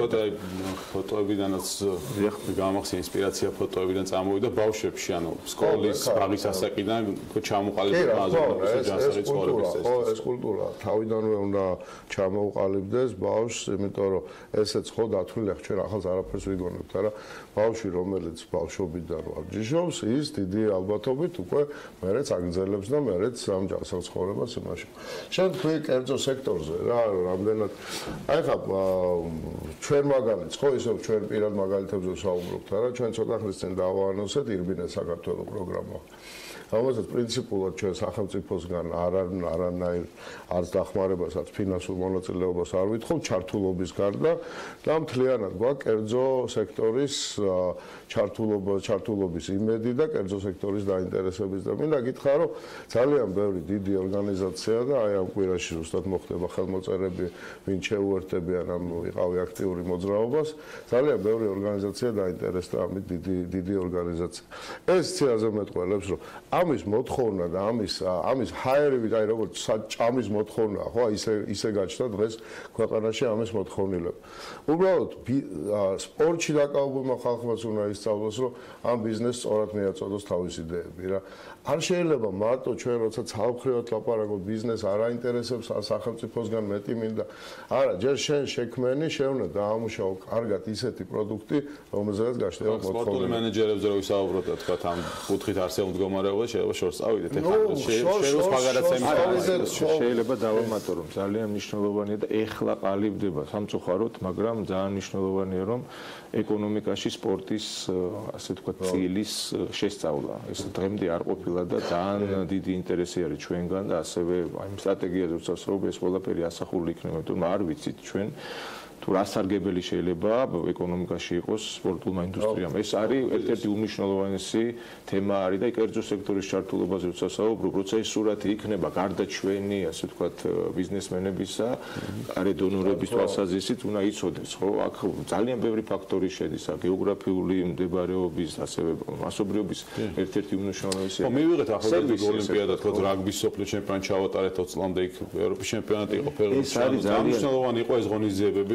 ჩემპიონი გამეთახა სამთრის სპორტის სახეობების რომელიმე ჩემპიონატის მასპინძლობის უფლება შეიძლება მივიღოთ ფედერაციად, იმიტომ რომ ამით ჩანს რომ ჩვენ ძალიან დიდი პოტენციალი გვაქვს ამ მიმართულებით და ტრადიციულადაც ხო ჩვენ ახლა ბავშვობიდან გვახსოვს ის შეიძლება საბჭოთა დრო არ არის ისე გასახსენებელი 78 წლის სტატისტიკური მონაცემია 1,50,000 ადამიანი იყო სპორტით დაკავებული 5 მილიონ ადამიანში 1,50,000 ასე სოციალური კუთხი ძალიან დიდი მნიშვნელობა ჰქონდა ამას. ხო, ჩვენ შეგვიძლია ამ ნიშნულზე ავიდეთ, სწორედ ამ მიმართულებით, იმიტომ რომ ყველა წამყვან ევროპულ ქვეყანაში ზუსტად ეს მიდგომაა, როცა ხელმისაწვდომობა არის იმდენად დაბალი, რომ ჩვენთან უფრო მეტია გადასახადი თქვა დაუზესიაროს, ვიდრე აი განვითარებულ ქვეყანაში. ესპანეთის მაგალითად ახსენეთ, ვსაუბრობთ, თუ 100 როა წლიური გადასახადი, რაც არის გადაიხდეს ჩვენს მაგრამ ეს არის შესწავლილი თემა არის გრძელვადიან პროცესზე გათვლილი და რაოდენობაზე და ხარისხზე და მართვაზე. იქ ძალიან მნიშვნელოვანია როგორ მართავ აი დიდ ობიექტებს და ხარისხია იქ მნიშვნელოვანი რომ მე ერთხელ რომ მივალ მეორითაც უნდა მივიდე და ის ჩემი ოჯახივით არის და რაოდენობრივად ძალიან ბევრი ადამიანი და ეს არის მე რა ზოგავ რა დათვლილი არის რა თქმა უნდა ეს ძალიან მნიშვნელოვანია აქედან არის იმას აკლდება და ეს სარგებელზე როცა ეკონომიკურ სარგებელზე ვსაუბრობ ზუსტად ეს ფაქტორები ძალიან დიდ როლს კარგი იქნება ეგრეწოდებული რია რო გაკეთდეს რეგულირების შეფასების დოკუმენტი თქვა რა გავლენა ექნება სპორტის და ამაში ფულის დახარჯვას და ჯანდაცვის ხარჯებს ჩვენ რამე მაგალითად ამ გზაზე გავარდა ჩვენ გვაქვს რამე რამდენიმე მაგალითი, ხო, შეგვიძლია იქიდან გამომდინარეც ვივარაუდოთ ეს ციფრები, ხო, მაგალითად დიდი ბრიტანეთის მაგალითი, ხო, როდესაც დათვალეს, რომ 10%-ით რო აწიონ ფიზიკურად აქტიური მოსახლეობის რაოდენობა წელიწადში დაახლოებით მილიარდ ფუნტამდე იზოგება ჯანდაცვის ხარჯი. შესაბამისად, ჩვენთან ბუნებრივია ეს კორელაცია იქნება, ხო, ის იმ 10%-ის აწევა, რა თქმა უნდა, არ ჯდება მაგდენი, ხო, შეიძლება დაждდეს მაგდენის 10%, რა თქმა უნდა, ხო. და შესაბამისად, აი ამ კუთხით უნდა წავიდეთ რა, ეს სტრატეგია არის ალბათ ის რაც ჰაერები გვჭირდება უკვე ჩვენ დღეს რა, იმიტომ რომ ხვალდაზე მართლა ძალიან ცუდი სიტუაციაა, ხო, ეხა დილა, ორშაბათი და არავის არ ვილაპარაკებ ძალიან ცუდ რაღაცებზე, მაგრამ რეალობა არის ძალიან ცუდი. ხო, და ჩვენ მე და ზაზა აბაშიძეც სპორტული რუბრიკა კიდევ ერთი საქმიანი დილაში და სპორტულად მივდივართ ხოლმე კვირის განმავლობაში და საინტერესო იყო ერთ-ერთი ფეხბურთის ფედერაციის ერთ-ერთი ვიცე-პრეზიდენტი იყო ჩვენთან სწორედ მან ისაუბრა რომ გენეტიკურად ასე თქვა გერმანიაში უფრო მეტი შანსი აქვს ბავშვს რომ გახდეს მომავალში ფეხბურთელი ვიდრე საქართველოში, იმიტომ რომ მისი დღეს არც მამა, არც ბიძა, ანუ ბაბუა ნაკლებად იყო ჩართული, ანუ იქ ვიღაც მაინც ყავს ასე თქვა ფეხბურთელი გენეტიკაში და შემდეგ მეტი შანსია რომ იმან ითამაშოს ფეხბურთი. ფეხბურთის ხო, ფეხბურთზე რომ ვისაუბროთ ან თქვენს ახალგაზრდობაში, როდესაც თამაშობდით, დაიწყეთ თამაში. მაშინ თქვათ მასობრივად უფრო მეტი ადამიანი იყო ჩართული, ხა ეს არ დამითვლია მე, მაგრამ ისე ცოტ ჩანს, ხო შეიძლება თქვა. არა, დღეს ჩართულობა სასტიკას არის. დღევანდელი ჩართულობა არის ძალიან ცოტა. აი რამ გამოიწვია ეს ბატონში? ხო, ერთი პრობლემა ნამდვილად არ არის, ახლა მანამდე ვახსენე და თვალსები ზუსტად 95 წელს, თუ არ 90,000 ფეხბურთელი იყო რეგისტრირებული საქართველოს. დღეს თუ არ 15,000-მდე არის. ნუ მე 3 წლის წინ შევისწავლე, ანალიზი გავაკეთე და დაახლოებით 12-დან 14,000-მდე იყო მასობრიობა. აქ ხელმისაწვდომობაზეა საუბარი და ინფრასტრუქტურაზე საშუალება არ აქვს ჩოვლებს იარონ და ნუ დღევანდელი ასე ვთქვათ ეპოქა ვიცით რომ ასე ტექნოლოგიურმა სამყარომ როგორ ჩართო ჩამოაშორა ბავშვს უკვე ვირტუალურ სამყაროში ეთამაშება მესის და რონალდოს და ნუ იმდენად შეჭრილი არის და თუ აქ ჩვენ კარგი გაგებით ძალადობა არ ვიხმარეთ და არ ვაიძულეთ ბავშვები სპორტზე და ამ შემთხვევაში ფეხბურთზე საუბრობთ, ფეხბურთი დაგვაგვი შეუძლებელი წარმატების მაგალითმაც აიწვა, თქვა რაღაც ნაკრების. აქ მაგალითები, ჩემ თვალწინ არაერთხელ მიხსენებია შვეიცარიაში მომიწია იმ პერიოდში, შვეიცარია ყოველთვის განვითარებული იყო, მით უმეტეს ბოლო 100 წელს ავიღებთ და იქ ეხა ინფრასტრუქტურის და ეკონომიკური თვალსაზრისით პრობლემა არასდროს ყოფილა, მაგრამ ფეხბურთში წარმატებას და სტაბილური გახადეს მიზანმიმართული, ასე თქვა სტრატეგიული მიდგომით. მე ჩემ თვალწინ ზუსტად მასობრიობაზე იყო აქცენტი აგებული. ხო, ისლანდიის მაგალითი შეგვიძლია, ბელგიის მაგალითი შეგვიძლია, დიდი ხანი ჩარჯენის ასე ვთქვათ, ჩავარდნა ქონდა. სწორედ ამდაგვარ მიდგომას საჭიროებს ჩვენი ფეხბურთიც, გარწმუნებული ვარ. რა თქმა უნდა, დღეს ყავს მას პასუხისმგებელი პირები, იყო მცდელობები, მოხდა რაღაც ცვლილებები, თუმცა ჩემი აზრით ვიქნები ცოტა კრიტიკულიც რომ ეს ნამდვილად არ არის საკმარისი იმისთვის რომ ცოტა აი ჩვენ ნახტომიც გვირდება ესე მარტივად ვერ დავეწევით იმ განვითარებულ საფეხბურთო სტაბილურად ცოტა აქ რა არის გეტყვით საფეხბურთო ბაზარი ბიზნესით ბიზნეს კუთხით რომ დავინახოთ საფეხბურთო ბაზარი არის ძალიან მზარდი და დღითიდღე იზრდება იმის გარანტიას და შემიძლია ამაზეც მე თვითონ ვიყავი დაინტერესებული და რამოდენიმე მაღალი დონის სპეციალისტი ჩამოვიყვანე იმ თვალსაზრისით რომ რა ასე ვთქვათ ნიჭიდებს ჩვენს მოზარდებში ბავშვებში რამდენად შეესაბამება ეს ნიჭი აი იქ მოხვედრას ამ ბაზარზე მოხვედრას და გაოცებულები იყვნენ რომ აი სამხრეთ ამერიკის ბრაზილია და არგენტინა მომიყვანეს მაგალითად პირდაპირ გარემოს როგორც კი შეხედეს ხოს რომ 1%-ს განვითარება არის რთული ამ გარემოში უკეთ აი ეს პროცესი ყველა უნდა შევთანხმდეთ რომ ჩვენი თავარი პრობლემა არის ამ ნიჭის ასე ვთქვათ რეალიზება მესები არ ყავს ყველა მესი ვერ იქნება ხო უნდა გაიზარდოს ეს არის პროცესი რომელიც აი დღესაც ვსაუბრობთ მასობრიობიდან იწყება UEFA-ს დელეგაცია როცა იყო აქ ჩატარდა სხვათა შორის კონგრესი და მისასალმებელი იყო პირდაპირ მიუთითეს რომ მასობრივზე დგას. ეს არის ორი სხვადასხვა რამეა, მაგრამ მასობრივი არის ეს არის ფუნდამენტი იმისა, რომ აღარ მისწრებს სპორტი. დღეს უნდა დავასრულოთ, სამწუხაროდ მეტი დრო არ არის, მე შემიძლია თერდღე ვისაუბროთ სპორტზე, მაგრამ უნდა დავასრულოთ ორშაბათს, მომავალ ორშაბათს შევხვდებით ბიაქტივ რუბრიკის ფარგლებში. ზურაბ ბოკოლიშვილი, ბექაბაცი გაძე და მიხეილ ყავალუშვილი, მადლობა რა თქმა უნდა სტუმრობისთვის. კი ბატონო, დაამატეთ. კიდევ ერთხელ გილოცავთ ამ გადაცემას და ზუსტად იმ პროცესს გავდივართ ახლა ჩვენ სტრატეგიის თვალსაზრისით ვიძახით და ძალიან მნიშვნელოვანი ესეთი გადაცემა, იმიტომ რომ ინფორმირებულობა იმას თუ რა სურს სახელმწიფოს ჩვენ რა, იმიტომ რომ აქამდე დარწმუნებული ვარ და ვიცი, რასაც ანალიზით გავაკეთეთ და მსგავსი რამ არ ყოფილა და ეს არის აუცილებელი რომ სხვა კუთხით მივაწოდოთ. არა ის რომ აი მუდმივად ისმის რომ აი რა გვჭირს, რატო ვერ ვთამაშობთ, ვერ ვთამაშობთ, რომ სათანადოდ ვერ ვდით ჩვენ. გვაქვს აი აქ ძირში პრობლემა, აქ უნდა დავიწყოთ მოგვარება.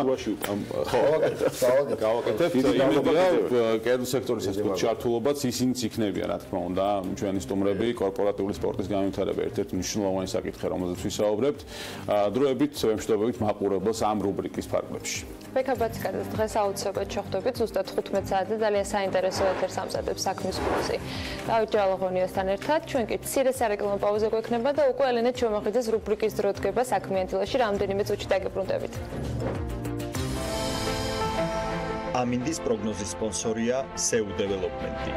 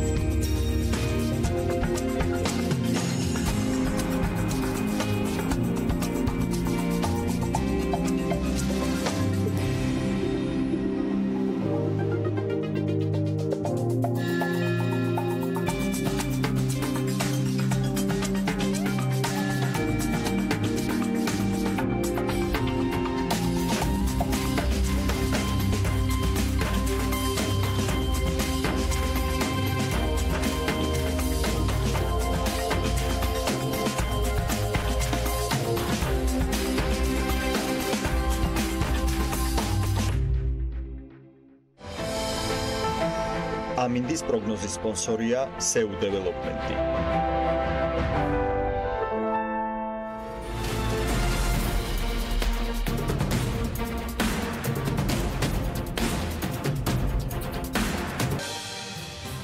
საქმიანი დილის ბოლო ბლოკში ელენე ჩომახიძის რუბრიკით ვიქნებით წარმოდგენილები. ელენე უმასპინძლებს გიორგი მიქაუტაძეს, იუსტიციის უმაღლესი საბჭოს მდივანს, ელენე დილა მშვიდობის. რა თემაზე იქნება დღეს საუბარი? დილა მშვიდობის, ანა მივესალმებით ჩვენს მაყურებლებს, როგორც შენ აღნიშნე, დღეს იუსტიციის უმაღლესი საბჭოს მდივანი ბატონი გიორგი მიქაუტაძე გვიქნება ჩვენი სტუმარი და ის ისაუბრებს და შეაფასებს სასამართლო სისტემას, მის ეფექტიანობას და კიდევ არაერთი შეკითხვა, რომელიც მე პირადად მასთან მექნება, ასე რომ მინდა პირდაპირ გადავინაცვლო ჩვენ სტუმართან. დილა მშვიდობის ბატონ გიორგი, დიდი მადლობა იმისთვის, რომ იღებთ გადაცემაში მონაწილეობას. მინდა ჩვენი საუბარი დავიწყოთ იმ ანგარიშით, რომელიც პარასკევს საბჭოში წარმოადგინეთ და იყო საუბარი, როგორც ვიცი, ეს ეხება 2017-2018 წლების სამოქმედო გეგმის ანგარიშს. მოდით მაყურებელს განუმარტოთ, რაზე გაკეთდა აქცენტები აღნიშნულ ანგარიშში, როგორ შეჯამდა ესე ვთქვათ 2017 წელი და რა გეგმები დაისახა 2018 წლისთვის. დილა მშვიდობის, მივესალმები მაყურებელს. ჩვენ ვისაუბრეთ ერთ-ერთი მსოფლიოში ერთ-ერთი ყველაზე ესე ვთქვათ წარმატებული კვლევითი ცენტრის The Heritage Foundation-ის მიერ ჩატარებულ კვლევაზე, რომლის თანახმადაც საქართველოს ევროპის მოწინავე 20 ქვეყანას შორის არის მე-18 ადგილზე, ხოლო აღმოსავლეთ ევროპას ცენტრალურ და სამხრეთ აზიის ქვეყნებს შორის ლიდერობს და პირველ პოზიციაზე არის. აგრეთვე მინდა გითხრათ, რომ ეს კვლევა ეყრდნობა მსოფლიო ბანკის და დავოსის ეკონომიკური ფორუმის პროფილურ კვლევებს და ამიტომაც არის ერთ-ერთი ყველაზე ავტორიტეტული დღესდღეობით მსოფლიოში. 1995 წლიდან იკვლევს ორგანიზაცია ეკონომიკური თავისუფლების ინდექსს მსოფლიოს 180 ქვეყანაში და ყოველწლიურად აფასებს მათ შორის ბოლო წლების განმავლობაში სასამართლოს დამოუკიდებლობის კომპონენტის მიხედვითაც სასამართლო სამი კრიტერიუმით ფასდება ამ შემთხვევაში სასამართლოს დამოუკიდებლობა, ასე ვთქვათ, პროცესების ხარისხი და კეთილსაიმედო გადაწყვეტილების მიღების ალბათობა. სწორედ ამაზე ვსაუბრობდით, რომ არის ძალიან დადებითი შედეგები სასამართლოს მიმართულებით და მინდა მაყურებელსაც შევახსენო, რომ როდესაც ვსაუბრობთ უშუალოდ სასამართლოს კრიტერიუმზე და კანონის უზენაესობის კრიტერიუმზე, აღნიშნულ ინდექსში ჩვენი მდგომარეობა, საქართველოს მდგომარეობა არის გაუარესებული. ცხადია, ძალიან დადებითი და პოზიტიური შედეგია ის, რომ ჩვენი ქვეყანა 20 წელში მოხვდა აღნიშნულ ინდექსში, თუმცა ყურადღება ალბათ უნდა გავამახვილოთ იმაზეც, რომ გარკვეულ ასპექტებში ჩვენ ვერ ვაჩვენეთ პროგრესი და აღნიშნულ კვლევაში საუბარი იყო იმაზეც, რომ მოსამართლეთა პროფესიონალიზმი და სისტემის გამჭვირვალობა დღემდე არის კითხვის ნიშნის ქვეშ, ასევე ციტირებ ფრაზას, რომელიც ანგარიშშია გამოქვეყნებული, პრობლემად რჩება საბჭოთა ეპოქისთვის დამახასიათებელი კორუფცია და რუსული გავლენა. აი ამასთან დაკავშირებით თქვენ რა შეფასებას გააკეთებდით უშუალოდ სასამართლოს ეფექტიანობის ნაწილში, მოსამართლეთა კომპეტენციის ნაწილში და კიდევ სხვა ასპექტებში, რისგანაც შედგებოდა მთლიანად ეს კრიტერიუმი, რაც შეეხება კანონის უზენაესობას. კეთვით, ანუ ევროკავშირის 14 ქვეყანაზე უფრო წინ არის საქართველოს ამ კვლევის მიხედვით და ეს ქვეყნებია, როგორც არის ესპანეთი, იტალია, საბერძნეთი და ასე შემდეგ, რა ვიცი, ყველას არ ჩამოვთვლი. თუმცა გარკვეული ცვლილებები ხდება, რა თქმა უნდა, წლიდან წლამდე კვლევის პროცესში და ეს მარტო საქართველოს მაჩვენებლებზე არ აისახება, ეს აისახება ისეთი ქვეყნების მაჩვენებლებზეც, როგორიც არის მაგალითად გერმანია, ფინეთი, კანადა და ამერიკის შეერთებული შტატები, რომელმაც ასევე რამდენიმე პოზიციით, ესე ვთქვათ, დათმო პოზიციები და გაუარესდა მათი მდგომარეობა. ბევრი კომპონენტი ფასდება ამ შემთხვევაში, ну, რაც შეეხება ახლა პოსტსაბჭოთა ქვეყნებში, რა თქმა უნდა, ალბათ ფასდება ის კრიტერიუმებიც, რომელიც თქვენ ახსენეთ და კვლევაშიც არის მითითებული, თუმცა ეს გაუარესება მდგომარეობს იმაში, რომ მე-14 ადგილიდან მე-18 ადგილზე გადმოვინაცვლეთ ევროკავშირის ქვეყნებს შორის და ამასაც აუცილებლად ყურადღება უნდა მივაქციოთ. რაც შეეხება ზოგადად მდგომარეობას სასამართლო სისტემაში, რა შეიძლება უკავშირდებოდეს ის, რომ პროგრესი ვერ ვანახეთ ამ წელს, უშუალოდ 2017 წელს ამ ძალიან ბევრი კომპონენტი ნაჩვენები გვაქვს ჩვენ გაუმჯობესება, თუმცა პოზიციების, ანუ ცვალებადობა სხვადასხვა პოზიციებზე გადასვლა დამოკიდებულია ასევე იმაზე, რომ სხვა ქვეყნებმა შესაძლოა უფრო უკეთესი მაჩვენებლებით გაუმჯობესეს თავიანთი მდგომარეობა და შეძლეს, რომ ჩვენზე უფრო მოწინავე პოზიციაზე აღმოჩნდარიყვნენ, თორე გარკვეული ინდექსებით და ბევრი კომპონენტით ძალიან საქართველოს სასამართლო სისტემასაც აქვს გაუმჯობესება და ეს ფაქტია და ამას კვლევა ასახავს დეტალურად. კი ბატონო, ჩვენ ვიცით, როდესაც კვლევებზე ვსაუბრობთ და საერთაშორისო კვლევებზეა საუბარი, ვიცით, ანუ პირდაპირ კავშირში თუ არა, ირიბი კავშირი ამას ცხადი აქვს ინვესტიციებთან და ამიტომ არის სწორედ ეს სასამართლო სისტემის ეფექტიანობა ძალიან სენსიტიური თემა, იმიტომ რომ ეს არ არის ჩემი სიტყვები, ამაზე საუბრობენ ინვესტორები, ამაზე საუბრობენ არაერთი იურისტი, აპელირებს ამ თემაზე, რომ ამას ყურადღება ექცევა უშუალოდ სასამართლოს ნაწილს და ამიტომ ვფიქრობ, რომ მნიშვნელოვანია ის, რომ ჩვენ გარკვეულწილად რა შედეგს ვაჩვენებთ აღნიშნულ კვლევებში. თუმცა, მოდით ვისაუბროთ უშუალოდ იმ პროგრესზე, რაც თქვენი აზრით, და თქვენ როგორც ამბობთ, იყო გარკვეული ცვლილებები წელსაც სასამართლო სისტემაში, ის რეფორმა, რომელიც ტარდება აგერ უკვე რამდენიმე წელია და ჩვენ ამის მომსწრეები ვართ საქართველოში. რა შედეგს აჩვენებს დღეს სასამართლოს გამჭვირვალობა და მართლა მოსამართლეთა კომპეტენცია, რომელიც არაერთხელ გამხდარა კითხვის ნიშნის დასმის საბაბი, ესა რა ვთქვათ. რამდენად დგას დღეს მოწოდების სიმაღლეზე?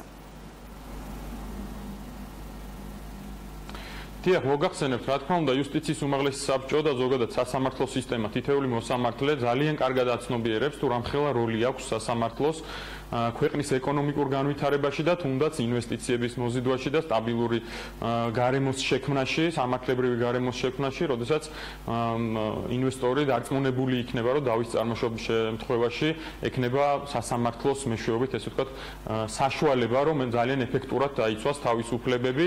ამაზე ზრუნავს იუსტიციის უმაღლესი საბჭო და ახალი შემადგენლობის შეკრების მერე არაერთი ნაბიჯი გადაიდგა სწორედ ამ მიმართულებით. ჩვენ გვქონდა შეხვედრები სავაჭრო სამრეწველო პალატასთანაც, ბიზნეს ასოციაციის წარმომადგენლებთანაც და ესე ვთქვათ, პირველ წყაროდან მოვისმინეთ ის წუხილები, რაც სასამართლოსთან მიმართებაში ქონდა და ჩვენ ესე ვთქვათ, თანმიმდევრულ ნაბიჯებს ვდგამთ იმისთვის, რომ ეს სიტუაცია გამოსწორდეს. კონკრეტულად სამოქალაქო სამართლის მიმართულებით ჩვენ ვიწრო სპეციალიზაციები შევქმნით და იცით, რომ აი ეს ვიწრო სპეციალიზაციაში მოსამართლეების ჯგუფის შექმნით საშუალებით, ესე ვთქვათ, ბევრად მარტივი არის, თუნდაც იმ ხარისხის გაუმჯობესება, რომელზეც თქვენ საუბრობთ და თანამედროვე ბიზნეს მოთხოვნების დაკმაყოფილება სასამართლო დავების კუთხით. დიახ, რაღაც მეკითხებით ძალიან მოდის თქვენი ხმა და რაც თქვენ ახსენეთ, რომ ეს წუხილი გამოხატულია არაერთი ვთქვათ უწყების მხრიდან ან თუნდაც ინვესტორების მხრიდან და თქვენ ამის საქმის ყურში ხართ.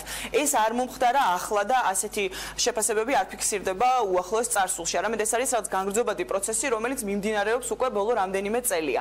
უშუალოდ რა ქმედითი ნაბიჯები გადაიდგმება ან რა დაიგეგმა აი კონკრეტიკას რომ მოვუხმოთ, იმიტომ რომ ხშირად გვესმის რომ ცვლილებები იგეგმება, მაგრამ აი რა იგეგმება დამატებითი შენობა იქნება თქვა სასამართლოს ტერიტორიაზე თუ მოსამართლეები და აი სწორედ ამაზე საუბრობდი და თუ მექნება საშუალება დიახ გისმენთ ძალიან მოკლედ აგიხწერთ იმას რაც გავაკეთეთ იმის შემდეგ რაც ეს ვიწრო სპეციალიზაციები დავამატეთ და ამ კუთხით ვცადეთ რომ მსხვილი ბიზნეს დავები ესე ვთქვათ პირველ რიგში ყოფილიყო უზრუნველყოფილი სწრაფი და ეფექტური მართლმსაჯულებით გვაქვს ძალიან კარგი შედეგი დღეს თითო მოსამართლეს ასეთი საქმეების ნაშთი აქვს დაახლოებით 35 საქმე ეს იმ პირობებში, როდესაც ქონდათ 500 და 600 საქმე და დამეთანხმებით რომ ძალიან კარგი შედეგი არის. საშუალოდ სამოქალაქო საქმეთა კოლეგიაში მოსამართლეებს აი რამდენიმე წლის წინ ქონდათ ნაშთი 1000-ზე მეტი.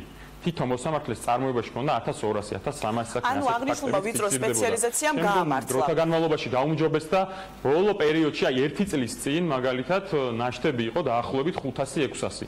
თითო მოსამართლის წარმოებაში არსებული საქმეები. გასაგებია, ბატონო გიორგი, ჩვენ არ გვაქვს ძალიან ბევრი დრო, ამიტომ 250-ის ფარგლებში არის და შესაბამისად გაუმჯობესებული არის ამ კუთხით ვადები საქმის განხილვის, ასევე ინფრასტრუქტურის მიმართულებით, იცით რომ თბილისის საქალაქო სასამართლოში, რომელიც ფაქტობრივად ქვეყნის მასშტაბით შემოსული დავების ნახევარს იხილავს.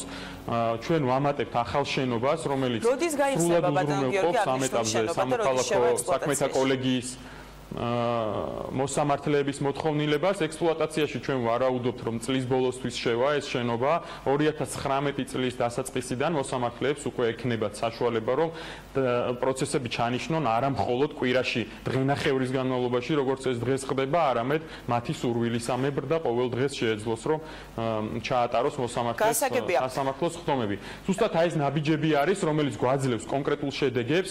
დღეს ნაშთები სამჯერ შემცირებულია კიდევ ამბობთ და ეს აუცილებლად აისახება საქმის განხილვის ვადებზე და ვადებით შემცირებული არის საგრძნობლად და წლის ბოლომდე აი ეს მოგცემს ზუსტად იმ კარგ შედეგებს რომელზეც სამწუხაროდ ჩვენი დრო იწურება და აუცილებლად არ მინდა ისე დავასრულო რომ არ კითხოთ სასამართლო რეფორმის მეოთხე ტალღაზე ძალიან მოკლედ რომ გითხრათ თქვენ ამ პროცესებში როგორც ვიცით ჩართული ხართ საკანონმდებლო უწყებას უკვე შემუშავებული აქვს გარკვეული პაკეტი აქ საუბარი იყო მოხელის ინსტიტუტზე აქ საუბარი იყო სააპელაციო სასამართლოში ვიწრო სპეციალიზაციის დამატებაზე თუმცა ჯერჯერობით ჩვენთვის უცნობია ეს ისევ ბიზნეს დავებს შეეხება როგორც პირველ ინსტანციაში თუ გარკვეული სხვა მიმართულებით იმუშავებს რას გაითვალისწინებს აი დღევანდელი მდგომარეობით რა შედეგები გვაქვს მეოთხე ტალღის საკანონმდებლო პაკეტი როგორ შემუშავდა და რა ცვლილებებს ითვალისწინებს ძალიან მოკლედ რომ აუცილებლად უთხრათ ესეც მაყურებელს დიახ, მეოთხე ტალღის პირველი ეტაპი, ასე ვთქვათ, მიეძღვნა ზუსტად სასამართლოს გადატვირთულობას და ყველაზე სწრაფი ცვლილებები, რაც საქართველოს პარლამენტთან და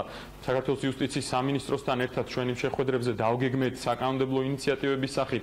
ზუსტადაც ეხებოდა, რომ ნომერ პირველ, ესე ვთქვათ, პრობლემად დაგვესახელებინა სასამართლოს გადატვირთულობა და ამ მიმართულებით ყოფილიყო საკანონმდებლო ცვლილებები, როგორც თქვენ ახსენეთ, ეს იყო მაგისტრი მოხელის განჯადობის გაფართოებასთან დაკავშირებული ინიციატივა, აგრეთვე იყო სამოქალაქო სამართლის მიმართულებით, ესე ვთქვათ, ზეპირი მოსმენის გარეშე განსახილველი საქმეების წრის გაფართოვება და ერთპიროვნულად განსახილველი საქმეების წრის გაფართოვება სააპელაციო ინსტანციის დონეზე, აგრეთვე ვიწრო სპეციალიზაციების შექმნის საშუალება კანონით ყოფილიყო გათვალისწინებული სააპელაციო სასამართლოში და აგრეთვე სხვა მრავალი ცვლილება, რომელიც როგორია ბატონო გიორგი საცხარო და არ გვაქვს ბევრი დრო და მაყურებელს რო უთხრათ კონკრეტულად რა არის ჩამოყალიბებული. საკანონმდებლო პროცესი მიმდინარეობს საქართველოს პარლამენტში, ასე ვთქვათ, ჩვენ ამოვწურეთ იმ შეხვედრების შედეგად შევაჯამეთ, ასე ვთქვათ, ეს საკანონმდებლო ინიციატივები და ახლა უკვე პარლამენტი განიხილავს მას და უახლოეს მომავალში ვფიქრობ, ჩვენ გვექნება უკვე კონკრეტული კანონები, საკანონმდებლო ცვლილებები,